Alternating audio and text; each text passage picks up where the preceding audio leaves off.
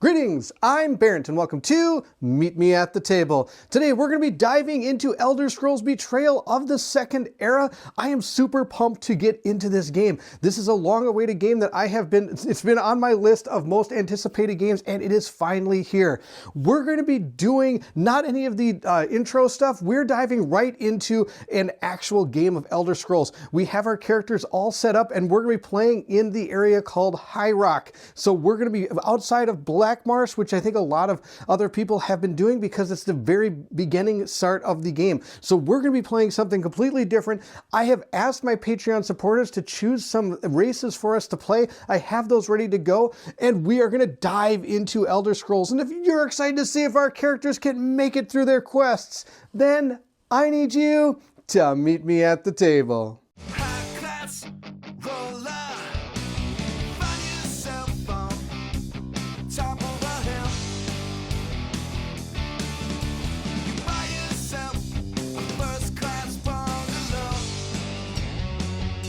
Like I said in my intro, we're not going to do much setup because there are some great setup videos out there. Mike from One Stop Co-op Shop did some videos. Also Derek from Kanji Studios, he did some great videos. And of course, Chip Theory Games have done an extensive list of videos that can help you get into this game. So please check out the links to those in the description of the video if you're looking for more clarification on how to set up the game. But we're going to be in the area called High Rock, which is going to have some unrest. And we're going to learn a little bit about that when we get into the game. But first, I want to show you the characters, and I also want to show you how everything is set up for me. The first character that was chosen by my Patreon supporters is they chose an orc. So they chose the orc, but I of course chose the class because I wanted to kind of try some cool things out. We're going to see how this works.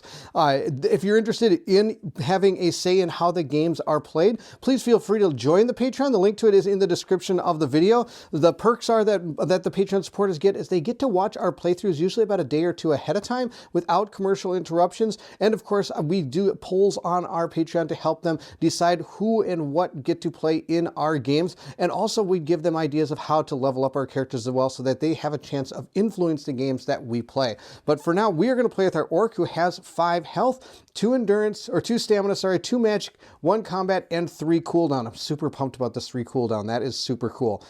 We probably need to get some more combat dice in here, but when you do create your character, you get to pick a skill. We decided I went with two-handed. We're going to give this a shot. So two-handed is here. It's in it's competing with our magic skill. I don't think we're going to do too much magic with our orc. Our orc is going to be a knight, is going to be the other thing our orc is going to do. To upgrade it, I'm going to have to complete 2 side quests with your party in a single session.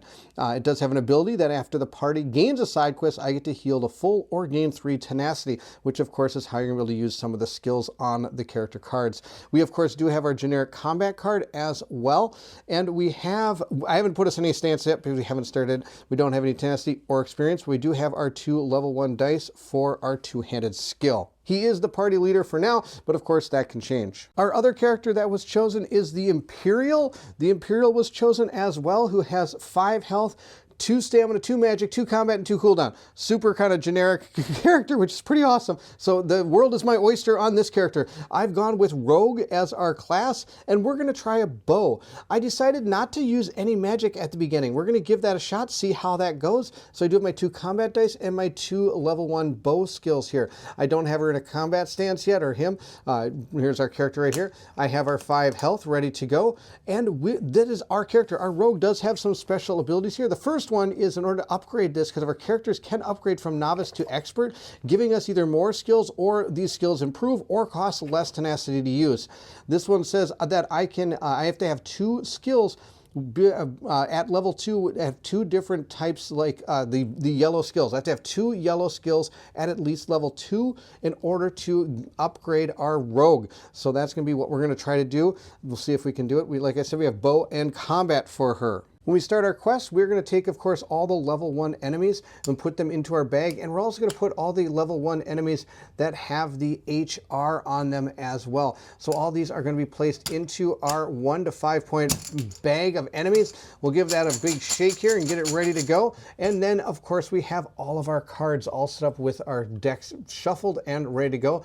In here, we have gotten 4 generic ones and shuffled them in with the rest of our ones for this particular region called High Rock, and we have all our skills, we have our delve cards, we have our legendary and regular items ready to go. They're all set. We have, you can see, all our dice. We have our counter ready to go, where we have 2 experience points, because of course you start every game with 2 experience points unless you are playing the jailbreak scenario. We have 1, we're on our first day. Of course, we have to complete our quest by our 12th day, otherwise we have failed. Now, before we read about High Rock and what to expect for this quest, or what quest we're going to get, I just wanted to give you an idea of what to expect if you're interested in playing this game. I do get questions a lot about how much space this takes on a table. The recommended space for this game is 4 feet by 3 feet. As you can see, I have about a 5 foot by 3 foot table that I use. These are all my Neuroprene mats. There's the enemies for 1 to 5 and 1 to 20 enemies, or sorry, 10 to 20 over there. We have all of the dice we might need for now, our skills, and of course all the different cards we need. Here's our first character. There's our second character, and we have our map right here of the area that can move back and forth. I'm going to be moving this from here to here as we play, because we're going to be doing some dungeon delving maybe, or some dungeons. We'll see how it goes. Hopefully we do, because that sounds really cool. So there you go. This is kind of what to expect if you're interested in picking up the game, and hopefully this will fit on your table and you'll be able to have some fun with it. Every region to this game comes with a gazetteer that has all your quests and what to expect from the region inside of it. We're going to be playing in High Rock. There are so many replay value options in this game. Not only can you try different starting quests from the same place, but you can also try totally new areas that are going to have rules that are different from how this one plays out. So in this, we're going to be playing in High Rock, and here is the gazetteer's intro. The rolling hills and craggy peaks of High Rock have long balanced between tradition and defiance, alliance and rivalry, thanks to many small kingdoms that vie for control over their own chunk of the region. These days, those kingdoms, Breton and Orc alike, pay lip service to harmony, as they have all been united under the Daggerfall Covenant. In truth, however, many of the High Rock rulers involved in the Covenant are still on the lookout for ways to pull one over on their historical rival. Lately, there have been more reasons to fear an outbreak of violence.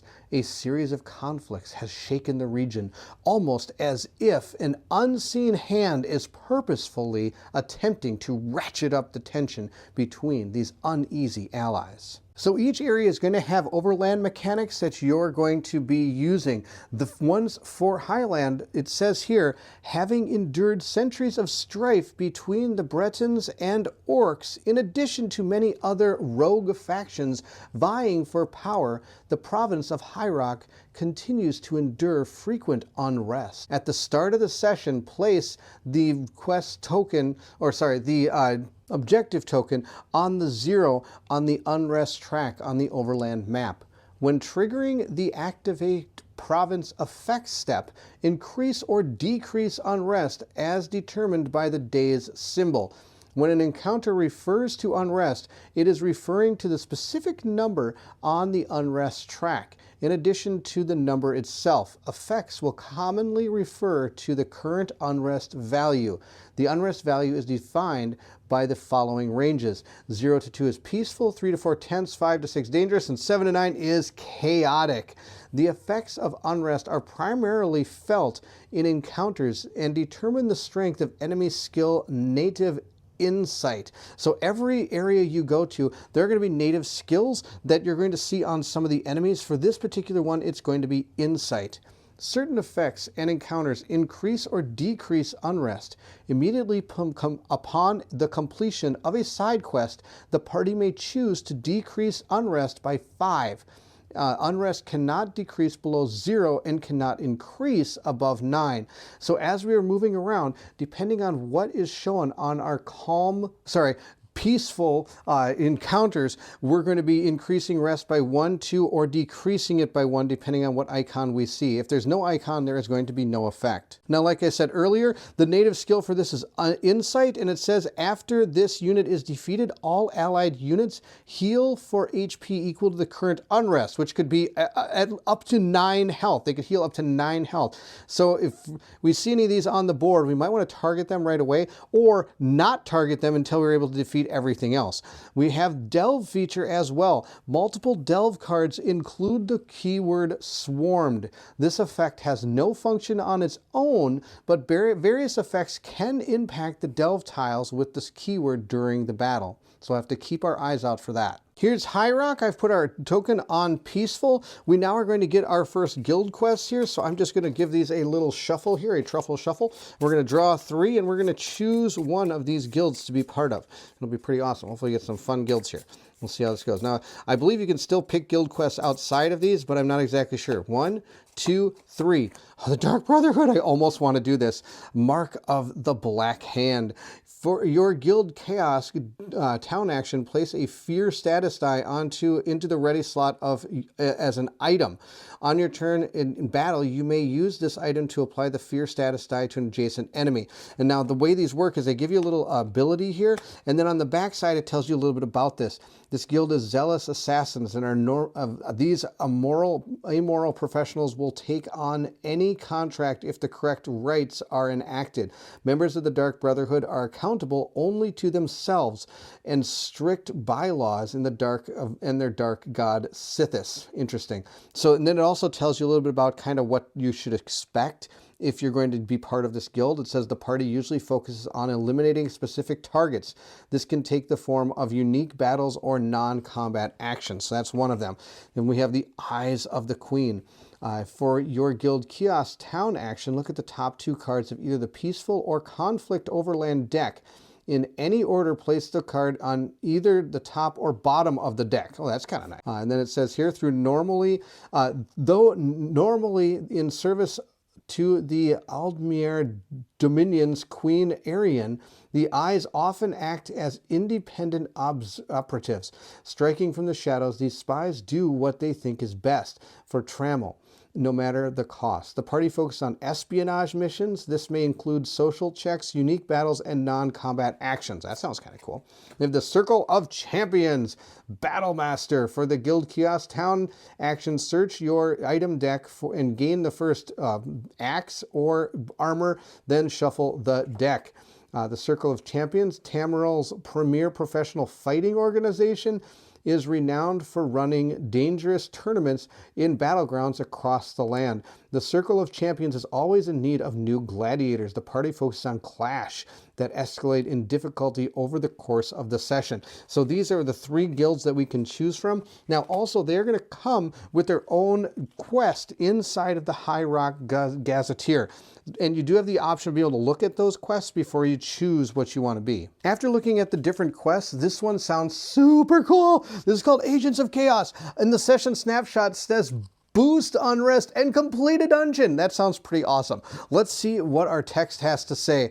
Raza Dar meets you in the pre-discussed location, a back room in the cellar of Skalar's hostel. Glad you didn't have trouble finding the place, the Eyes of the Queen leader says with a smile. Raz has a job that needs to be handled delicately. The Khajiit sits on a barrel and puts his feet up on a crate as he continues to talk. The eyes of the Queen are many in High Rock, but lately those eyes are being plucked out, he says. Someone has been assassinating, turning, or otherwise neutralizing our agents in the region, and we need to fight back. He hands you an inventory of operational parameters. We have traced the espionage work to a group calling itself the Soldiers of the Void, he explains. This group does not want its presence revealed publicly, so we want to cause a little chaos on their behalf. This one needs you to arrange a series of,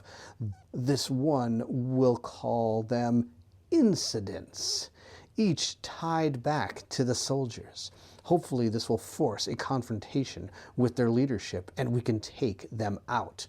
He winks. And if we can reinstill some of our agents in the confusion, all the better. With that, we have a starting location. We are going to start here in Orsinome. Okay, I'm going to tell you right now, I am going to mispronounce a lot of these words, and I apologize. I have not actually played a ton of the Elder Scrolls games. I played a lot of Oblivion. I played a little bit of Morrowind, and I played a very little bit of Skyrim. Sadly, with Skyrim, I decided to buy it in VR and got sick. I haven't played it since. So if I do pronounce a lot of these names incorrectly, I do apologize. So we're going to be going to Ocinerum. And our special instructions, we're going to set aside quest units, the Watcher and the Corrupted Creature, and Morath as well. Our quest objective is to unrest needs to get to level chaotic, recommended by day 9. So we have to get the chaotic. We have to get to chaos. So we have to walk around and try to influence people to unrest. That's our plan. There is an ongoing step effect here. It says skip the activation province effect each day. Oh, so I'm not going to check to see if unrest happens. Each time a side quest is completed, the party may choose to increase unrest by 5 instead of decreasing it. Log the number of completed side quests in your campaign journal, as this will grant additional effects in the next step quest. Okay, so we want to try to do side quests. That's our plan. And if we're able to get our unrest to 9, then we're going to be able to gain 1 experience point and go to entry B32. That is going to be the main point of our quest right now. And they recommend to get that done by day 9. We'll place our party marker right here in the town that we started in, and we have a lot of things within. Now, of course, when we move across this map, we can move up to 3 spaces during our turn.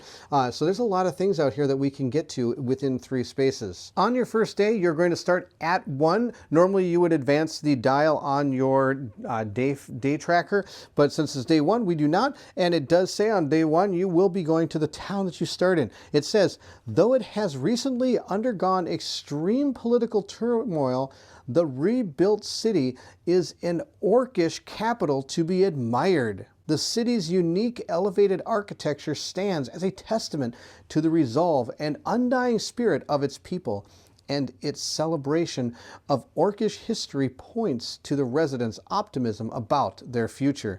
And here is a specific thing for this area.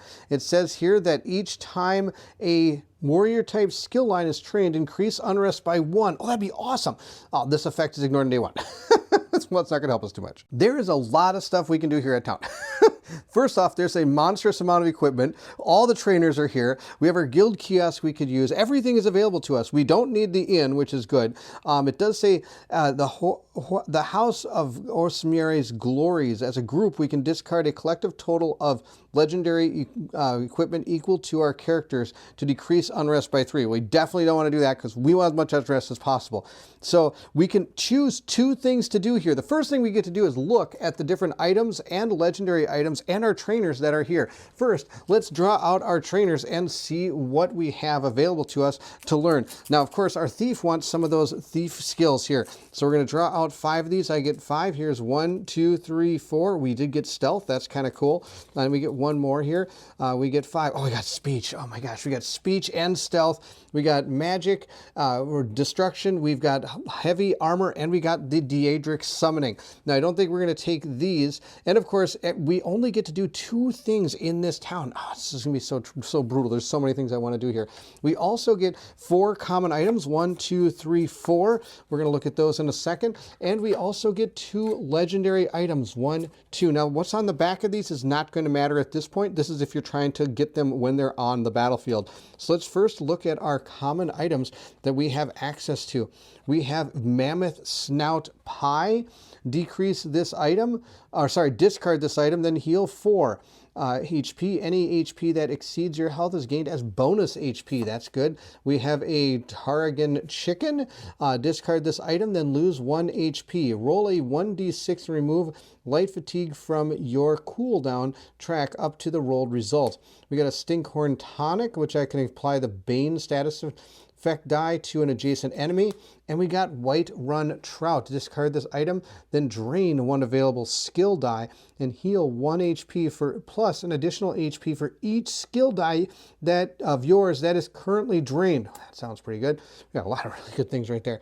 Let's see what our legendary items are. We got a Aswall's Lucky Horseshoe. It says when populating a shop, you may add 1 legendary to the selection. Alternately, you may discard this item to spend 1 saved XP to choose either an item or legendary deck. Search it for any card and add that item to the selected selection, then shuffle the deck. Oh my gosh, that's out of control. And we have the Glyph of Disease Resistance. Enchant Adventurer. The Enchant Adventurer ignores the effect of Bane, Fear, and Maim status dice on their cooldown track. Discard this glyph if the Enchanted Adventurer gains a stealth status die. Oh my gosh, I think I want to get this for the orc. Now, of course, we can only go to 2 places, so we have to choose the 2 places we want to go to.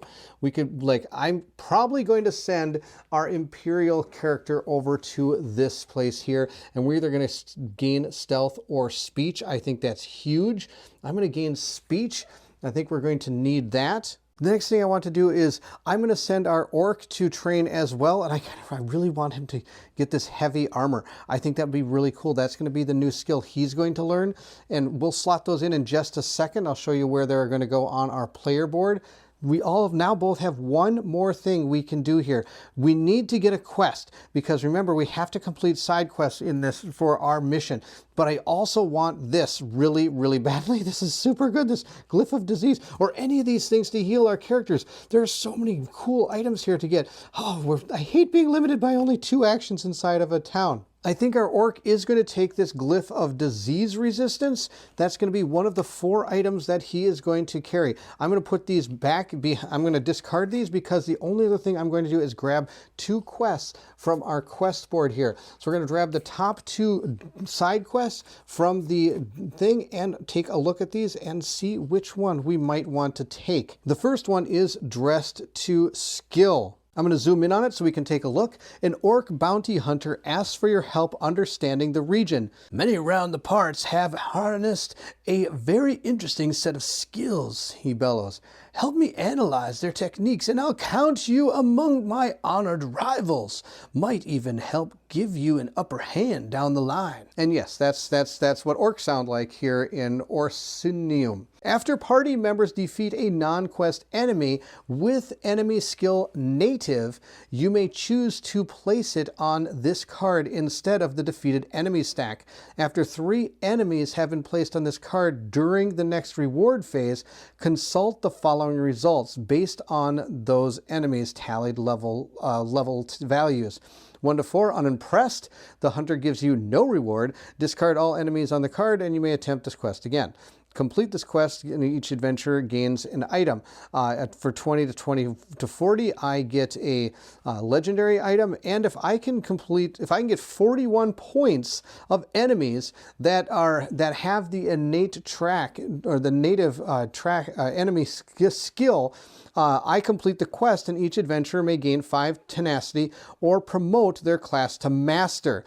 After completing this quest, set it aside. You may now discard it while in town to give all adventurers a free in-town action if the town has an inn.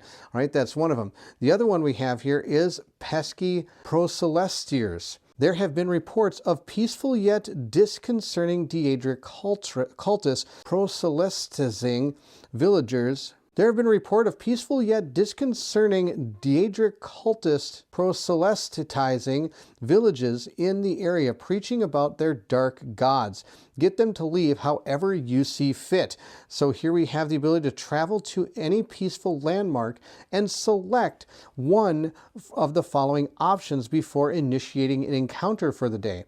After resolving an option, complete this quest. Oh, that sounds super easy to do. We're totally going to take this quest. Threaten the cultist. Choose an adventurer to drain 2 available warrior dice, type skill dice, or 3 available combat skill dice.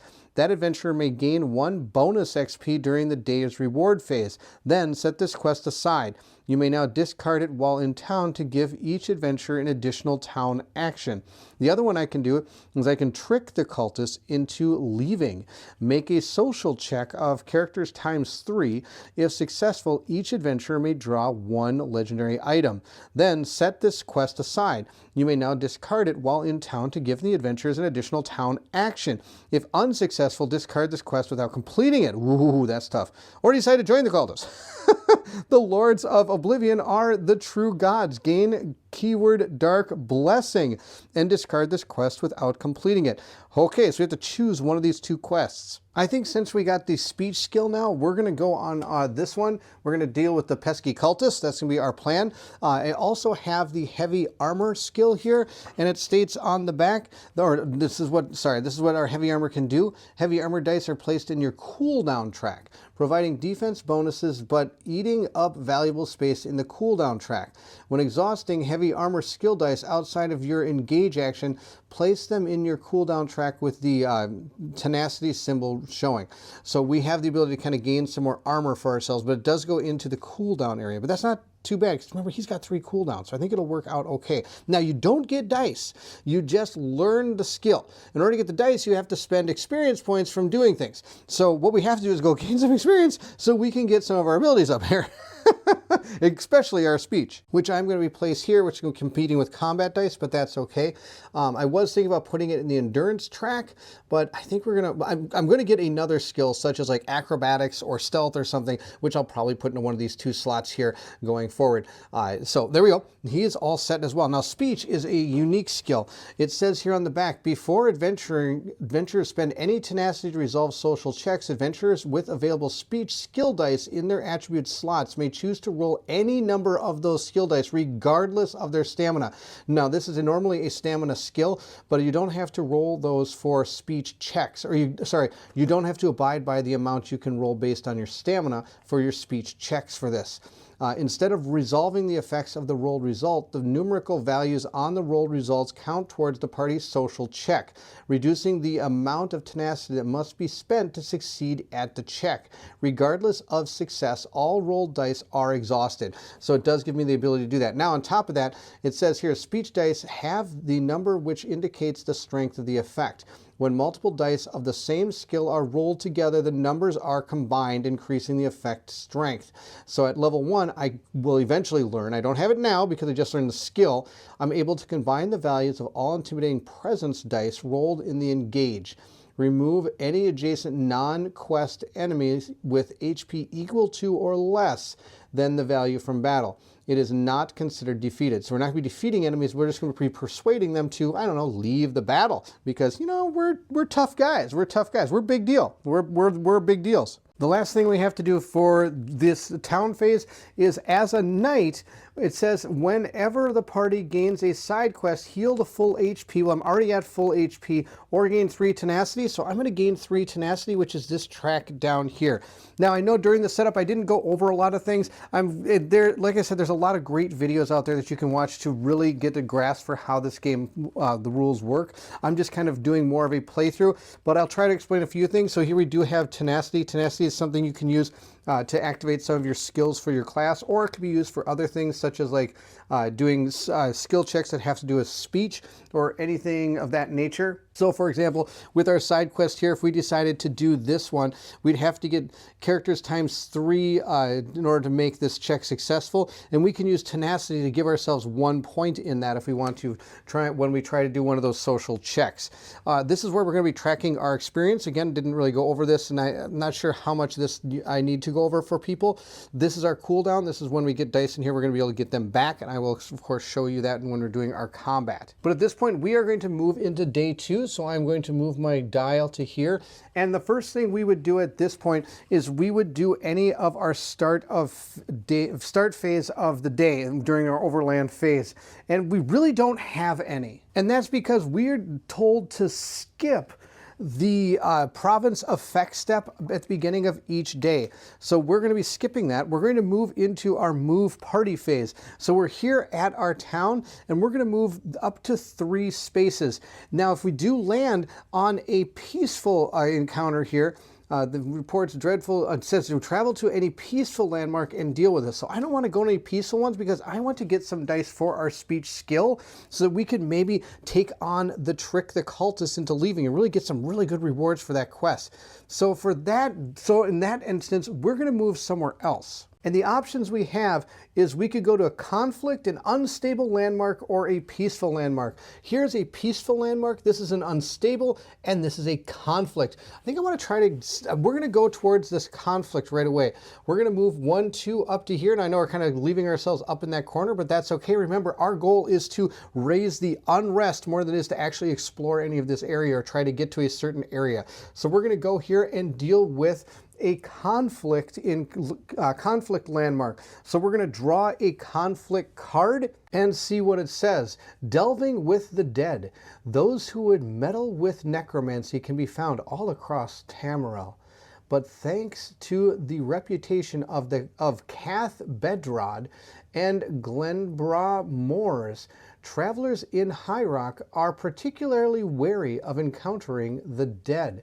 Perhaps it is this extra caution that alerts you to the presence of zombies in this uncharted cave. It was either that or the Breton with lifeless eyes, decaying skin, and predilection for projectile vomiting that you found shambling around inside. Oh boy. Wisdom suggests you should find a less dangerous cavern to explore, but if there are zombies here, chances are something magical can be found deep inside. So now we have 2 different options. One is a delve option, grave consequences await. It says here, do not remove undefeated enemies from the battle map. Units with 0 HP do not take turns and cannot be targeted. Their hexes are treated as unoccupied. They may receive healing provided another unit does not occupy their hex, and their function as normal upon being healed. When a delve trap is failed, all enemies heal for characters in adventurers HP, so it'd be 2. Unstable. You cannot retreat from this battle until at least 2 sky shards have been gained. The other option is battle, the battle objective would be to uncover. The other one is 1 brush with vomit is enough for today.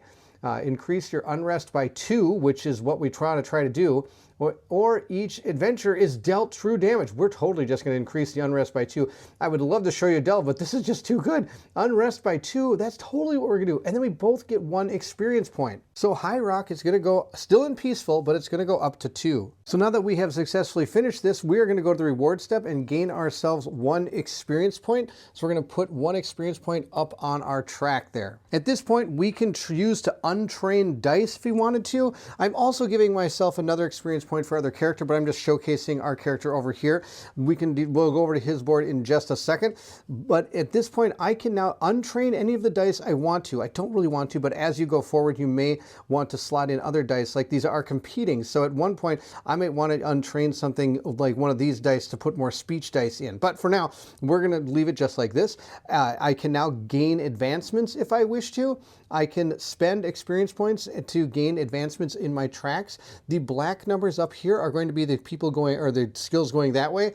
The white numbers up here are going this way, and the numbers show how many experience points you have to use in order to gain points in that skill. I am going to lower this by 1, and I'm going to gain a die for my speech skill. And we'll slot that die right in there. Now our orc character, I should actually name these characters, we'll call him Orcus. This is Orcus, and Orcus has 1 experience point, and he is going to keep it because what I would like to do is try to train up my stamina here, and then that way I can start rolling more dice in combat, but I do need 2 experience points in order to do that. Now at the end of day, this is when I should activate our province effect, and there isn't going to be a province effect. Normally, you would resolve it based on the symbols on the back of these peaceful encounters. But I'm not going to be resolving any of those symbols because according to this part of our mission, we're not going to be using that active ability for this area. Our characters are also going to rest at the end of each day. At this point, they would be able to bring dice back from their cooldown and be able to gain hit points back based on the difficulty. We're going to play on Adept, which means I'll be being able to refresh 1 die and gain 1 health point at the end of each day if I wish to. Now, of course, we don't have any of that right now, so we don't have to resolve that at this particular time. Our characters do have an extra experience points now, so we're going to move our experience dial to 3, and we'll move into our next day, which is also going to twist our dial to 3. Again, we're able to move 3 spaces with our party. I am actually going to move 1, 2 onto this unstable location. I do want to mention, if you decide to move, let's say 1, 2, 3, and you wanted to move to this location here, you can both gain a light stamina. We can gain these light cubes here, which are fatigue, light fatigue, sorry, not stamina. Stamina is one of our things. You can gain some light fatigue, which would go into your cooldown area, and that allows you to move an extra space for each one you want to gain. But we're not going to do that. We're just going to move 2 onto this unstable location. We're now going to trigger our encounter, and since we ended on an unstable space, we're going to roll the unstable die and see what happens. Now this die has a peaceful, some conflict, it has a caravan on it. Let's roll it up and see what we get. We got a conflict encounter, so we're going to grab our next conflict encounter in our box here. We apparently have found a pit stop. As you walk down a well-trodden path, a chorus of good-natured bellows catches your ear. Leaving the trail to seek out the source of the merriment, you spot a variety of people cheering and placing wagers around a hastily dug pit. A crude sign erected near the hold reads Pit Best, the champion of Worthgar in the Brawl Pit. Oh, this doesn't sound good. As you approach, the crowd lets loose an approving roar. Below, an orc warrior slams the flat of her axe against the skull of her Briton challenger, who falls like a sack of saltrice. As the crowd exchanges winnings, you size up the competition. Maybe you should test your mettle. Let's see what it says here. All right, so we have let's last an hour in the brawl pit. For this clash, use the 17 hex delve tile instead of the clash mat. Ignore all icons on the tile. Instead, deploy enemies and caches as indicated. You cannot retreat from this battle. Objective, conquer. All right, the other one looks like a mall pit. Now, actually, I can't even read that because since this is here and I'm in an unstable location, I have to take the unstable location.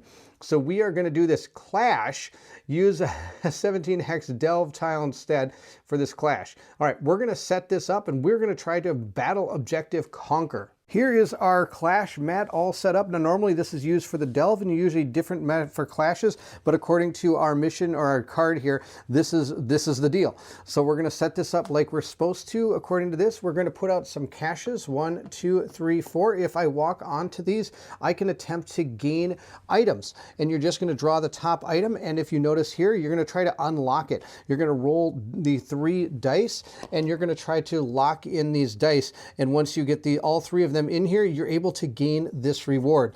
But we're going to put those back for now. I am not on those. We are then going to have to set up our enemies. Our enemies are going to be based on our experience points.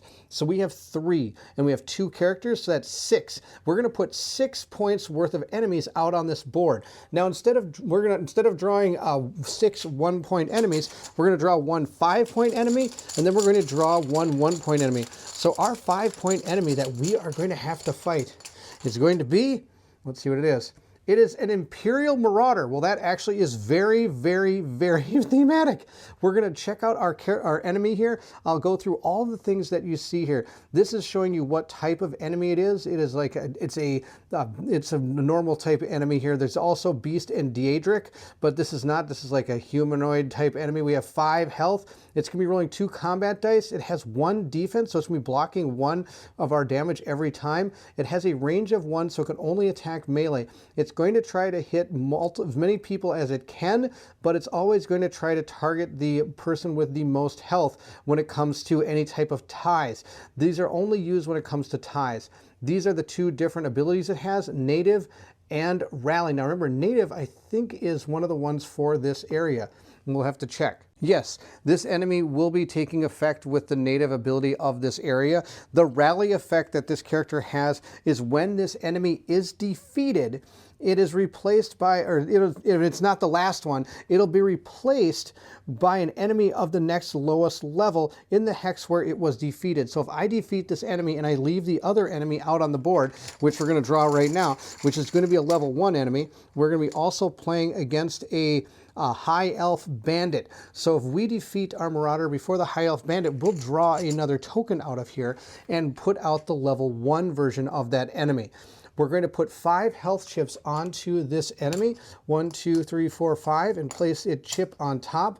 And according to our card, the first enemy is going to be deployed up on the top. So we're going to deploy that one up there. Our High Elf Bandit is going to gain 3 health, and it's going to be deployed down at the bottom here.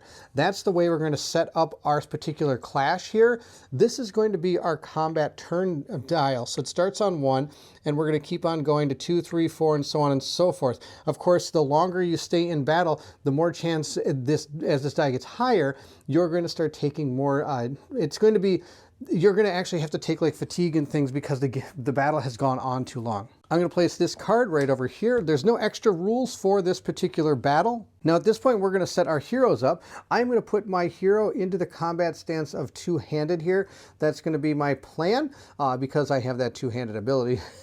It's pretty awesome. I'm going to put my character out on the mat, and I'm going to give Orcus here the first player token. Our rogue is going to be in the ranged version here, so I can shoot my bow and things of that nature. And I think that's all set. I'm going to go put her out onto the board. With our board and our characters all set up, we are going to begin our battle here. This is super fun. Okay, at this point, we're going to go through each of the steps really kind of quick, but I'm going to explain a little bit as we go here. The first thing we do is we do any start of turn triggers. There aren't any start of turn things. Then we're going to recover, which Orcus would recover at this point. That would be able to move any number of skill dice from my cooldown track equal to my cooldown stat. Now, his cooldown stat is 3. He has no dice there, so he doesn't have to worry about that right now. So we'll just move right into our adventurer's actions. The actions we're able to do are move, engage, class, or we can use our class abilities. And if we're doing any type of dungeon exploring and delving, we can use the delve action as well, and explore action during that, but we're not doing that at this time. So I am allowed to move.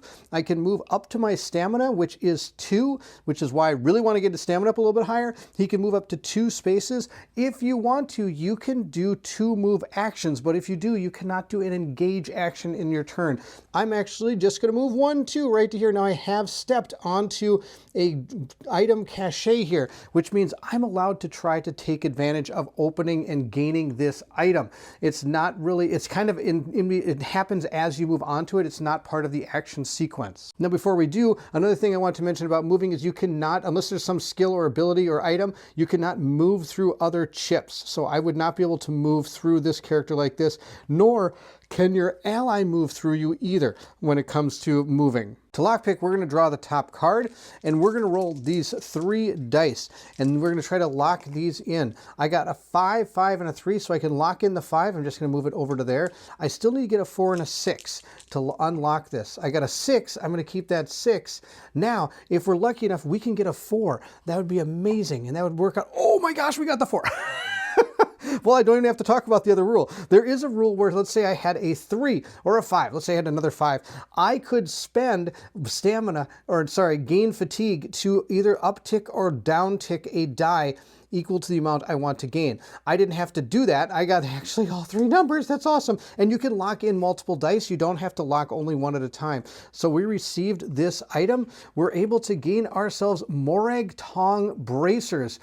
After an adjacent enemy engages, you deal 1 damage to that enemy. This damage ignores 2 defense. Oh my gosh, that's absolutely awesome for Oryx. Overtax. Apply a Bane status die to a unit performing the engage. Now, the way that overtaxing works is if you decide to, you can overtax this. And when you do, you'll be able to gain this ability down here. But afterwards, you have to discard this. But you can keep doing this over and over. This is not going to be removing this item. We are totally going to keep this. Oryx is amazing. He's going to have that. That is awesome. Our rogue has her work cut out for her in order to compete with that roll. That was so good. Now, one thing I didn't mention when I went to do the lock picking is how many times you get to roll, and that is equal to this number here. So I did only have 3 rolls to get this, and I did do amazing, and I got it. Now, at this point, I am going to engage this enemy. I am going to gain fatigue. Now, if this is the first engage action, I'm not going to gain any fatigue. But if I decided to continue engaging this enemy, every time I would gain 1 light fatigue. Unless I was playing, of course, on a higher difficulty, then there's other things that could happen to you. But we're not playing on a super high difficulty. We're just playing on the kind of adept one, which is kind of in the middle. I am going to engage this enemy. I'm going to grab dice equal, or actually I shouldn't say that. First I have to choose my battle form. Now at the beginning we did choose that this person is going to take two-handed, and Orcus is doing just fine with that. I'm going to declare my target, which is going to be this one. And again, I'm going through all the steps here, but once we kind of get going, I'm going to be moving a little bit faster. At this point, we're now going to gather all the dice that I'm able to. Since Orcus is in the two-handed, I am able to use my skill if I wish to, so I could take those 2 dice. I could also take this one if I want, and I have 2 stamina, so I'm only able to take 2 dice. I am going to take just a regular combat dice, and I'm going to take this die as well. We're going to roll both dice and see how we do. I've got 1 damage here, and then I have this symbol on my die. That symbol says deal 3 damage to your target, then gain 2 light fatigue or 1 over fatigue. Now, when it comes to assigning these damage dice, I don't have to use all the dice that I have here. I could choose not to do this and only do the 1 damage. But if I don't, this guy's going to live, because you're going to want to add up all the damage you have and then subtract by the defense, and that's how much damage you're going to do. Now this does 3 and this does 1, that's 4 damage. And also, because of his dodge ability, I want to use both of my dice, because when the unit is engaged by an opposing unit, I'm going to prevent damage dealt to this unit equal to the number of rolled skill dice that do not deal damage. So if I chose not to deal damage with this, I would only deal 2, because he would be able to dodge 1 of the damage. So we are going to do the 4 damage to this enemy, which he only has 1, 2, 3. This enemy is super dead. We'll place the enemy chip off to the side and return the tokens or the chips to the tray. And in order to do the 3 damage, I had to gain 2 light fatigue, and then I'm going to place the other 2 dice into my cooldown. So I'm going to have to, when I go to cooldown, I'm only able to cool down 3 dice. So I'm going to cool down 1, 2, and 3. This one's actually going to remain there because I don't have enough cooldown to be able to remove all these dice. Now, of course, that's not what we do right now. That's going to be at a different part of the turn. With his turn completed, it's going to go over to the rogue, which I didn't expect to have him kill this in one shot. 1, 2, 3, 4, 5. I can't get over here. I only have 2 stamina, and I can move total 4. Or I could move 1, 2, and try to start taking out this enemy. And I think that's what we're going to do. Now, sadly, I'm going to not be able to get this cachet, because not only don't only able to move 2 spaces, but when you make a ranged attack, the range of your skills and items and things of that nature are equal to your stamina, which is 2, and you can never make a ranged attack unless adjacent to an enemy. So unless there's some ability or an item or something that allows you to do that. At this point, where I am is my total movement. I'm going to finish right there. I'm now going to choose to engage that enemy. I'm going to gain fatigue, but since it's my first time, I am not going to. My battle form has already been chosen for me. I am doing a ranged attack. I'm going to declare this as my target. I'm going to gather my dice, and I am going to shoot her. I have 2 stamina. I'm going to grab these 2 dice. I'm going to use my ranged attack, my bow. My bow does get an ability here that says deal X damage where to your target. Ignore 1 defense on your target for this engage. So I'm going to shoot with this bow and be able to gain be able to do hopefully more than 1 damage, and it'll ignore 1 armor. And now that I think about it, I'm going to go with a white die and a purple die. The white die is a combat die that represents damage output or defense. This combat die can result in any different types. It can be used as any type of combat skill die, but it can't be used for magic. So I'm going to use it as ranged. So I got 2 ranged dice. We're going to roll these up, see how we do. I got a 1 and a 2. That's 3 damage. This is going to ignore 1 armor, which means we did 1, 2, 3 damage because this enemy has 1 armor. And that is going to be it for that enemy. Now this enemy does have a native ability which allows her to heal equal to the amount of unrest when another enemy or another person on her team dies, but she was already at full power, so she's not going to gain any. I'm just going to remove these 3 because her defense is not going to help her. At this point, I am going to engage again. If I choose not to, I could maybe pick up some of these cool items, or I could maybe finish this off right now. The first thing I'm going to do is put these into my cooldown because they are spent. But in order to engage again, I have to take a light fatigue. I want to keep calling it stamina. It's called fatigue. I'm going to choose to shoot her again with these 2 dice because that's my stamina. I'm going to roll them up, and we got a 2 and we got a tenacity. So I am going to gain 1 tenacity, which is going to be fantastic. And I'm going to do 2 damage, 1, 2, which is going to ignore 1 armor because of our snipe ability. This enemy has none there, so I killed that person too. I have to place our dice in cooldown again, so I am kind of spent with my dice right now, which is too bad, but that's okay. We'll get them back slowly. At this point, we are victorious. We have, that's the end of the round, so there's nobody on the map. We were able to defeat these people. Now, the interesting thing is now that they're defeated, I don't get these. These are gone. I don't get a chance at these, which maybe a better strategy would have been to take some damage and go one more round to maybe gain this one for him, and she could have maybe moved over here to gain this one or something, but that's okay. We took them out. We didn't take any damage, which is fine. I'm going to grab my characters and we're going to put them back. Oh, this should have been discarded because I got the item there. And we'll put our character back there. We're also going to gain 2 experience points each from our symbol up here. And I think that is it. We were able to conquer. Each of our characters will gain 2 unspent experience at this point. And that puts Orcus at 3 and her at 2. At this point, we can now choose to untrain if we want to, because we're going to moving into the reward step. We gained our experience points, and we can untrain. I'm not going to untrain. I get to gain advancements. So each adventurer may spend experience points to advance. I am going to spend 2 on her to gain 1 more stamina. That way I can move a little bit farther, and on top of that, I have the ability to shoot my ranged attack farther. With the 3 here, I am going to go down to 1 to raise my stamina by 1 so that I can start rolling 3 dice. And I'm going to lower this by 1 to give myself my first in my heavy armor ability. Now, the interesting thing is, like I said, since I finished the battle with killing them, and I could have maybe got some of these dice out of here, you're going to keep all of these like this in the cooldown spot after a battle, and we're going to have to try to get these out as we continue through our overland area, or we could rest at an inn. We're going to move our dial to day 4, and I have to change our experience now to 5. We now each have 5 experience. Now, near the end of the day there, I didn't do, of course, the thing particular to this area because we are not doing it for this particular part of our quest. I get to move 3 spaces. We're going to go 1, 2, 3 up to Fells Run. This is a town. Let's check it out. A small but proud settlement on the road between the major trading hubs of Shorehelm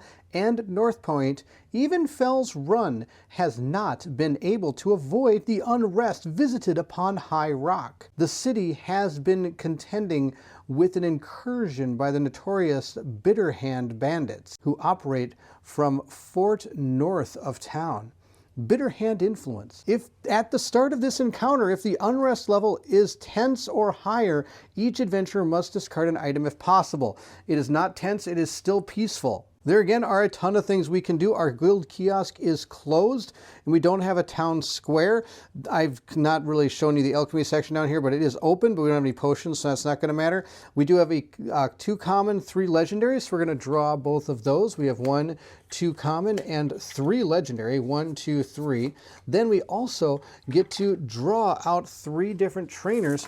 Whoops, I threw all the trainers all over the board. Sometimes I am absolutely unbelievable. All right, we'll shake these up a little bit. I will draw out 3. I'm kind of hoping that we can get another one of these yellow ones out here, these skills. Let's draw into here. I've got 1, 2, and let's draw 1 more. So far I don't want any of those, which means we might not be training here. But that's just fine. We might get some items in 3. Oh, Daedric Summoning. Okay. Yeah, nothing there is going to help us out. Now let's take a look at the items that we've gained that are in the shop. Maybe we can do get some items from this shop here. We have chicken and biscuits. Discard this item. Heal to full. That's pretty good. Crispy cheddar chicken, discard this item, and adventurers may place a collective total of up to 4 drained dice in their cooldown track.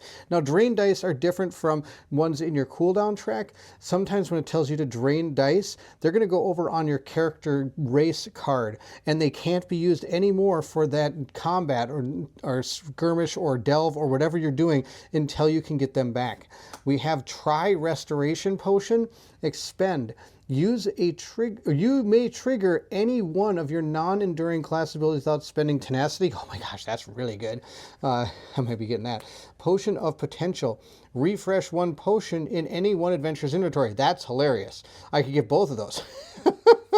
And then we got a companion here. I don't think I'm going to do this because I am deathly afraid of bugs, and there's a giant bug here. When the lockpick attempt is made, you may choose to add 1 HP to this companion and set 1 lockpick die to the side of your choice.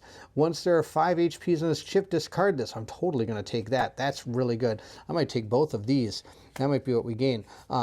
Even though I don't have any potions, being able to recharge a potion at some later point might be really, really good. If we do go to the inn, we can heal all of our hit points, remove any light or overtaxed fatigue dice from our cooldown track, and also return any dice from our cooldown track or that were drained back to our board. So it is a way to get all of our stuff back. That would be one of our actions though, and I want to go to the quest board as well. What we're going to do is actually check out the quest board first before we take out any, take any of these potions or anything, and see maybe there might be an awesome side quest. We got Bard Harder. You see a bulletin posted by a local organization of bards who wish to recruit more to the profession. They ask that you go out into the world and have experience with memorizing in song. All right, complete a number of the following tasks equal to our character level.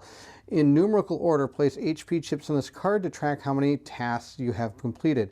1. No way I'm going to ever eat this stew. As a free town action, adventurers may discard a collective total of 4 consumable items. Count it as 2 items for this task. 4. Bear Warrior Song. An adventurer must defeat a level 20 enemy. Right now we are up to level 10 enemies, which isn't bad. Of Men and Myrrh. Complete 1 other side quest. Oh my gosh, I have one I can just knock out right away. I'm gonna be like 2 side quests. It'll be so good.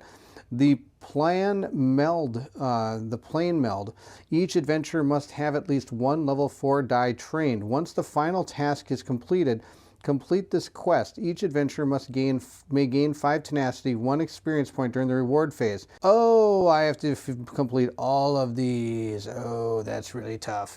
All right, marathon session. A marathon session. This is going to be really easy. At a local watering hole, a drunken Nord shows off his latest scar, which he claims was earned in a 5-hour bout with an oversized what is that? Oversized Hagraven? I'd bet no one else in this stinking city has the endurance to stand for so long against an enemy, he slurs. In 1 to 2 players, during your next clash that includes at least 1 level 10 enemy, defeat a level 10 enemy in round 5 or later. During your next clash that includes at least 120. Okay. If you defeat all enemies prior to round 5, or if the clash is failed, discard this quest.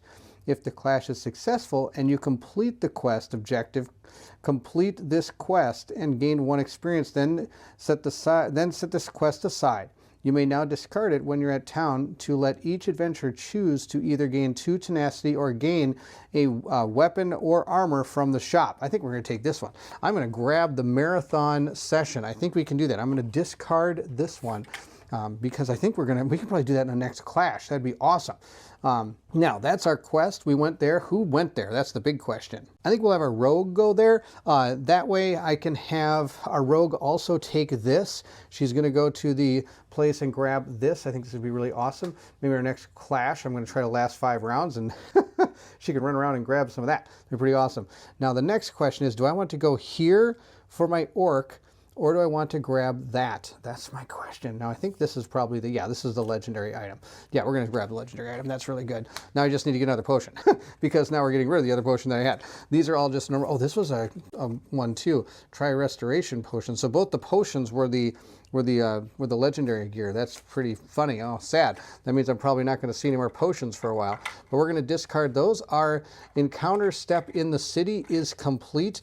I decided not to gain any of these skills. We'll put these back into the bag. Those are all pretty bad. Well, not bad. I could have actually taken the combat skill. That might not have been bad for Orcus there. Now that the encounter is done, we're going to go to the end of day where I'd activate the province effects. Now, one thing I forgot to do last turn is after we completed that clash, I should have unexhausted a couple of my dice because this is supposed to be at the end of day, and I forgot to do the end of day phase where I gain my adventurer's rest, so I get to remove 2 dice and heal 1 HP. Now, we're still at full power, so I'm not going to be able to do that. Well, actually, I lied. It's not 2 dice. Since we're playing Adif, we only get to do 1 die. But I'm going to do a second die because it's now. Now is the time for this turn to be able to go to the end of day phase. Orcus is also going to recover 2 dice. They're both light fatigue, so I'm just going to discard those. He would recover 1 from last time and then 1 for this time. I also get 3 more tenacity for getting a new quest, so he is up to 5. He might use that next battle. Before we go to the beginning of the next day, another thing we could also do is I could trade weapons and stuff and items between my 2 people if I want to, but I'm not going to. We are going to go to day number 5. There isn't anything to do at the start of day, so we're going to move our party. I'm going to move 1, 2, 3 over to the Doomcrag. And at this point, we are going to trigger our encounter. It's going to be our conflict landmark. We're going to draw the top one of these and see what we have found. We are captured. You awake from a deep slumber, groggy and confused. As you try to blink the sleep out of your eyes, you realize that you have been manacled and stripped of your gear. No, I just got some really good stuff. Nearby, your presumptive captor sleep around the fire that you started hours earlier. This is an insult to injury, and it can't stand. On the other hand, the captors look pretty tough. Maybe this can stand.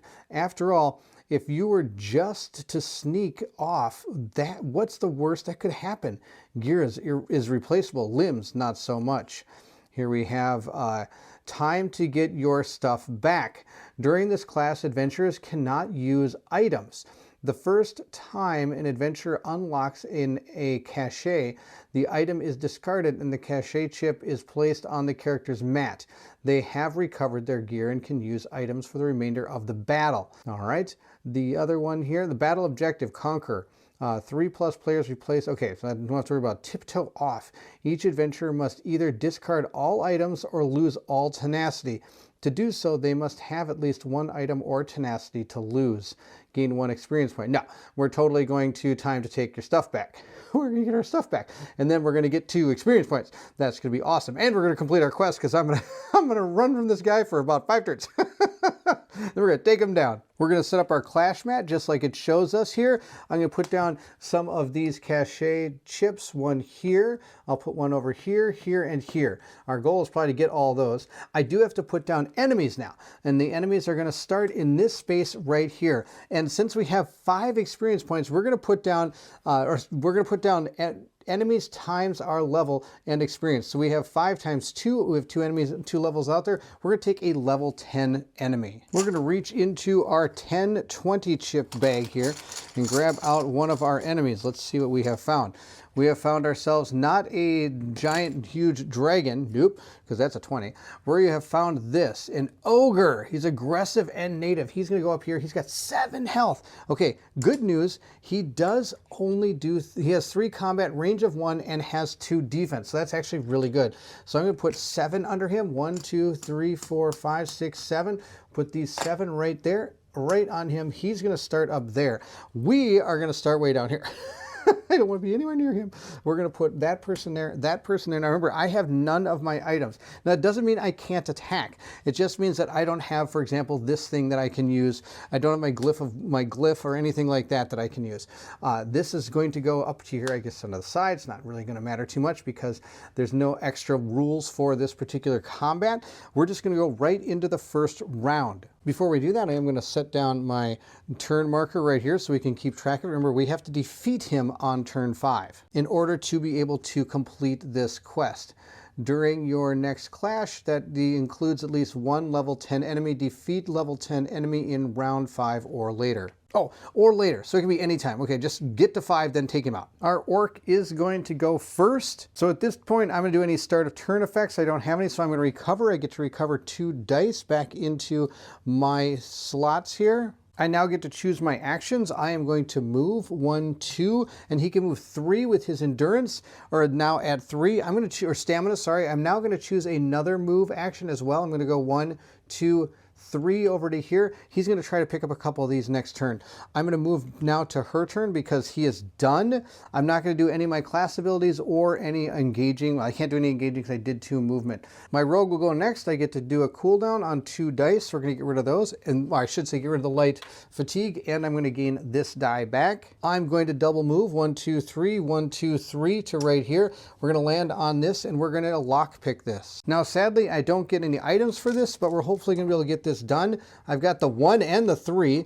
You know what? I'm just going to grab 1 light fatigue and turn this to a 6. I'm not even going to try. I'm just going to turn that right to a 6. We have completed that, which means I get my items back, at least for her. We'll put 1 light fatigue into the cooldown. That's the end of her turn. It is now our enemy's turn. Our enemy does have 2 abilities. One is the native ability and the other one is aggressive. Aggressive is going to allow it to re-roll its dice when it attacks 1 time.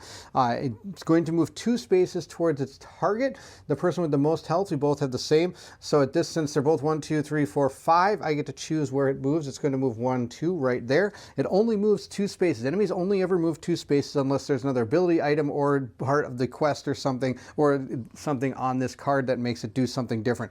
Only has 2 movement. We're going to tick up our number to 2. We'll go to there. At this point, we're going to go into our next turn. I'm going to recover my dice for Orcus. Orcus doesn't have to worry about that. He's got all of his dice. He is going to move 1 to here, then 2, 3 to here, and grab both of these and see if he can get them. Or maybe he'll just grab 1 and then move 2 to right there. And this character can go 1, 2, 3, 1, 2, 3, and kind of run around the board and grab all of these things. I think that'd be actually fantastic. So Orcus is going to hopefully get his gear back here by moving 1 to right there. Orcus's card that he needs to do is a 6/6/2. Let's see how this goes. Well, I got a 2. Got a lot of 2s, so I'm going to lock in that 2. We'll roll again. I got a 5 and a 3. I'm going to gain 1 light fatigue to turn that to a 6, and I'll roll for my 3rd roll here. I got a 3. Okay, we're going to gain 1 light fatigue for this one, for that one. Then we're going to upturn this 1, 2, 3. I'm going to gain 3 more light fatigue. That puts my fatigue up to 4. Not the end of the world. We do have all of our gear now. Orcus is going to remove that and then move 2, 3 to right there. Orcus is now going to engage this enemy, since I can, I might as well. At this point, I am going to gain a light fatigue from him, but for my first one, I'm not going to gain any. I'm going to choose my battle form. I'm going to stay in 2-handed. I'm going to declare my target. It's going to be the huge giant ogre in the middle of the board. I'm going to gather my dice. I'm going to gather this die, and this die.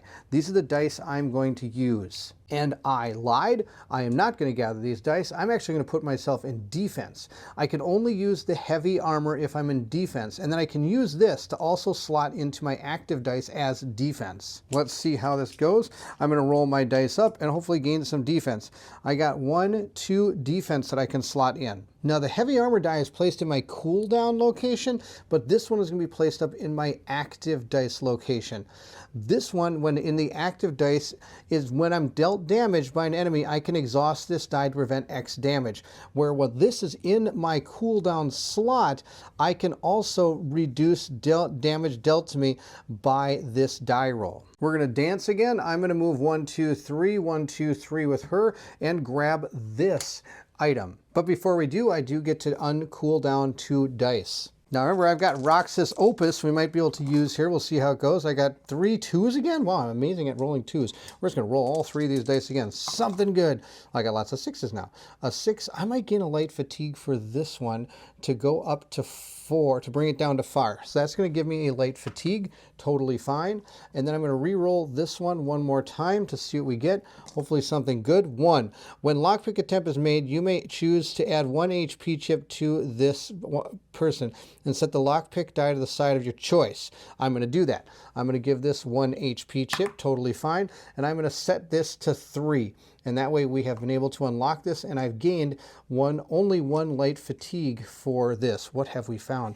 We have found ourselves Akravari pork fried rice. Discard this item, then gain tenacity equal to your highest level ability skill die. That's actually pretty bad. Now at this point I am done with our rogue, so it is going to go to the enemy now. The enemy gets to roll 3 dice, and it's going to move towards its target. Its target is going to want to attack the person with the most health, but try to hit as many people as possible. Now, it does have 2 movement, which means it could move here and do the damage to both these people, but it's not going to do that. Once it has found a target, which is now him, it's going to stop right there and just attack. It's going to attack with 3 dice. So it has 3 combat dice, and with aggressive, it gets to re-roll any misses 1 time. So that's going to be absolutely brutal. Hopefully this person does not do a ton of damage. It did 3 damage, and I'm going to be able to block 2. And that's because I have 1 in my cooldown slot that's going to be able to block 1 damage, and this is going to be able to block 1 damage and be exhausted. I am then going to take 1 damage, but also, he is going to take 1 damage as well because I do have all my gear back, and after an adjacent enemy engages you, deal 1 damage to that enemy. This damage ignores 2 defense. This enemy does have 2 defense, so it's going to ignore the 2 defense, and it's going to do 1 damage. It is now the start of our turn. I am going to use Orcus first. Orcus is going to move 1, 2, 3, and then move again 1, 2 to right here. That's where Orcus is going to go. Oh, we have to flip this to 3, I'm sorry. That's to go to the 3rd spot. Now I'm going to move with her. She's going to move 1, 2, 3, 1, 2 over to here, and actually 3 over to here.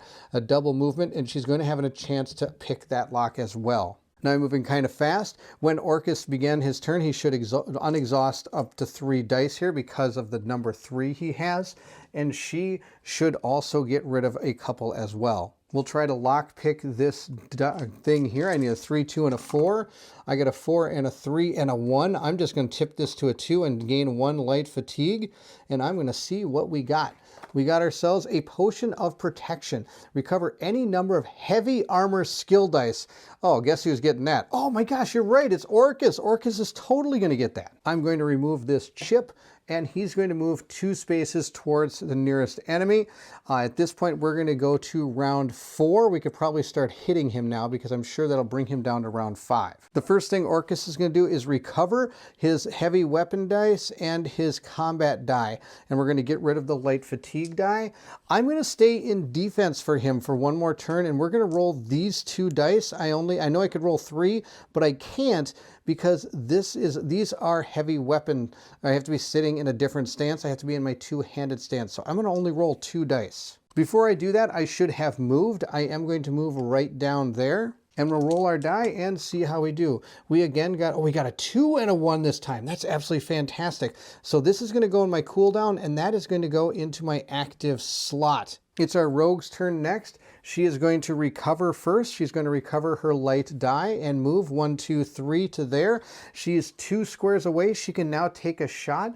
She gets to use 3 of her stamina to roll. I'm going to roll these 3 dice. Hopefully we can do some damage to this ogre. We're able to do 2, and I get 1 tenacity, bringing my tenacity up to 2. This enemy is going to ignore the first 2 damage because of its defense, but my snipe ability allows it to lower its defense by 1, so I do get to do 1 damage to that enemy. These will go in the cooldown slot, and we are going to be done. Actually, I'm going to put them in there just like that. The enemy is now going to attempt to hit him with 3 dice. Hopefully he doesn't do too much damage. I see 1, 2, 3, 4 damage, and I'm able to block 3. I'll be exhausting that die, and since that's in my cooldown, I'm able to block 1 more. So that's 3 total I've blocked. I'm going to take 1. I'll remove one chip from him and one chip from him because of my bracers. My Morgatung bracers is going to do 1 damage back to the ogre. That's the end of this turn. We're going to go to round 5, and I believe this is where we can kill him.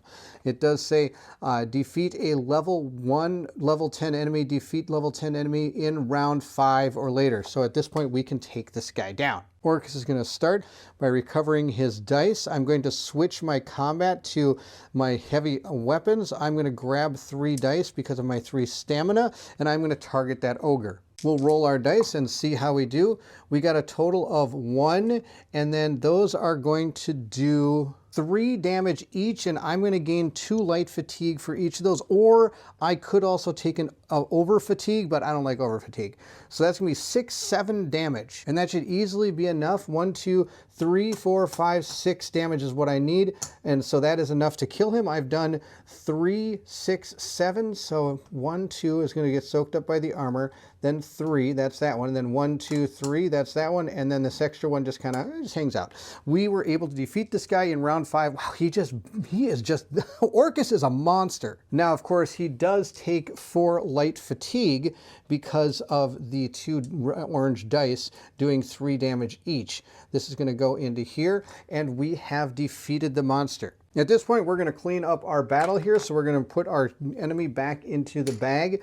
We're going to set this thing back up here, put it back to 1 so it's ready for the next one. I'm going to grab both our characters with the damage that they've taken back onto their battle board, and of course, they're going to keep all their exhausted dice just as they did. We are going to gain our rewards of 2 experience points, and at this point, I'm actually just only going to gain 1 because I want to gain another speech die. So I'm going to put another die in speech just like that. I am not going to untrain anything, but we are going to gain our 2 experience for her. He is also going to gain 2 experience points, and he's going to use both of them right away to gain another die in his heavy armor slot, and he's going to gain another die in his just his regular combat ability. I'm going to put 1 right there. Or I could put 2 and gain another heavy 2-handed skill. Let's see what the other 2 level 2-handed skills are. It says there's 2 slots on the die that deal 4 damage to your target after this engage. Gain a Bane status die, or I can deal 5 damage to your target. That's out of control. And that's on there twice too. So 2 must be actually misses on that die, is what that is. If we look at the die, we've got this symbol here. We got this symbol here. Oh, I see. So it's 2 different types of symbols. Yes. And then we've got 2 blanks on the die. So is that worth slotting in here for 2 experience points? Or is it better to get some more armor? Oh, that's a tough call. Wow, I don't even know what to do. I mean, you think about it, he could pretty much just walk up with all 3 of those dice and just destroy something. He's going to gain so much fatigue that it's going to be bad news city, but he could just destroy something. I think it's best to just keep these 2 dice. Well, it's going to be in cooldown, sorry. We're going to keep these dice down here. I'm just going to gain the extra 1 in my regular attack. There we go. Maybe next time. Maybe next time I get 2 experience points. We're going to start going right there. Now that I think of it, I can actually train a level 2 die. We shouldn't train a level 2 die. That's what we should do. Those are going to be way better because I have at least 1 in that skill, so I can train a level 2 as long as you have a level 2, and you can train a level 3 as long as you have a level 3 or 2, and so on and so forth. But I could keep getting level 1 dice if I want to, but it's probably best to get the more advanced dice in this particular skill. So we're going to actually gain this skill instead with my 2 experience points. This one's Ironclad. While this die is in your cooldown track, resolve the Constitution die of your cooldown track to prevent 1 additional damage. Oh no, actually, notice how this has 2 different dice I could choose from, and there's a little gray line here, just like this one, Resolve and Constitution. I could choose Resolve or Constitution. I've been choosing Constitution, but this one, I think I want this immovable skill. While this die is in your cooldown track, after an adjacent enemy engages you, deal that enemy damage equal to the number of available combat skill dice you have. Combat skill dice I have is only 2, so it's only going to deal 2 damage. I wonder if that's worth it. Maybe I should get more combat skill dice, huh? And then get this die. It would cost me 2 to gain a combat skill die, which would be all my experience, and then I could gain that next time, I think. Wow, there's so many different ways to level these guys up. I am going to gain this die, and I think I actually get 3 experience points. This right here states, if you defeat all the enemies prior to round 5 or the clash has failed, discard this quest. If if the clash is successful and you complete the quest objective, complete this quest and gain 1 XP. Then set this quest aside. You now discard it while in town to let your adventurer choose either to gain 2 tenacity or a weapon or armor. So I actually have 3 experience points, so I am going to gain another one of these dice. I'm going to pay 2 to get that one, so that's 3 for this character. Looking back over here, I'm going to do the same thing. I'm going to remove this die and gain a level 2 die for this skill. Now, I don't think this is going to play too much effect in the game, but I just want to read this again to you. It says here that the speech dice are attribute choose. Instead of resolving the effect rolled result, the numerical values rolled results count toward the party's social check. Now, I didn't realize this, but they're all level 1 dice. When I went to go look for level 2 dice, there aren't any level 2 dice for speech. They're all level 1. I actually want to have an authority die, is what I want, because there's a lot more numbers on that authority die than there are on the intimidating presence. There's only 1s and 2s, where the authority dice has 2 up to 4 and 3, 4, and 5. And if I want to do speech checks, I want this authority. So we're going to gain one of those. That's only going to cost us 1. I'm going to gain another one in my bow, but I can gain the level 2 die for that, but it's going to slot in right here. That's the level 3. That'd be really good.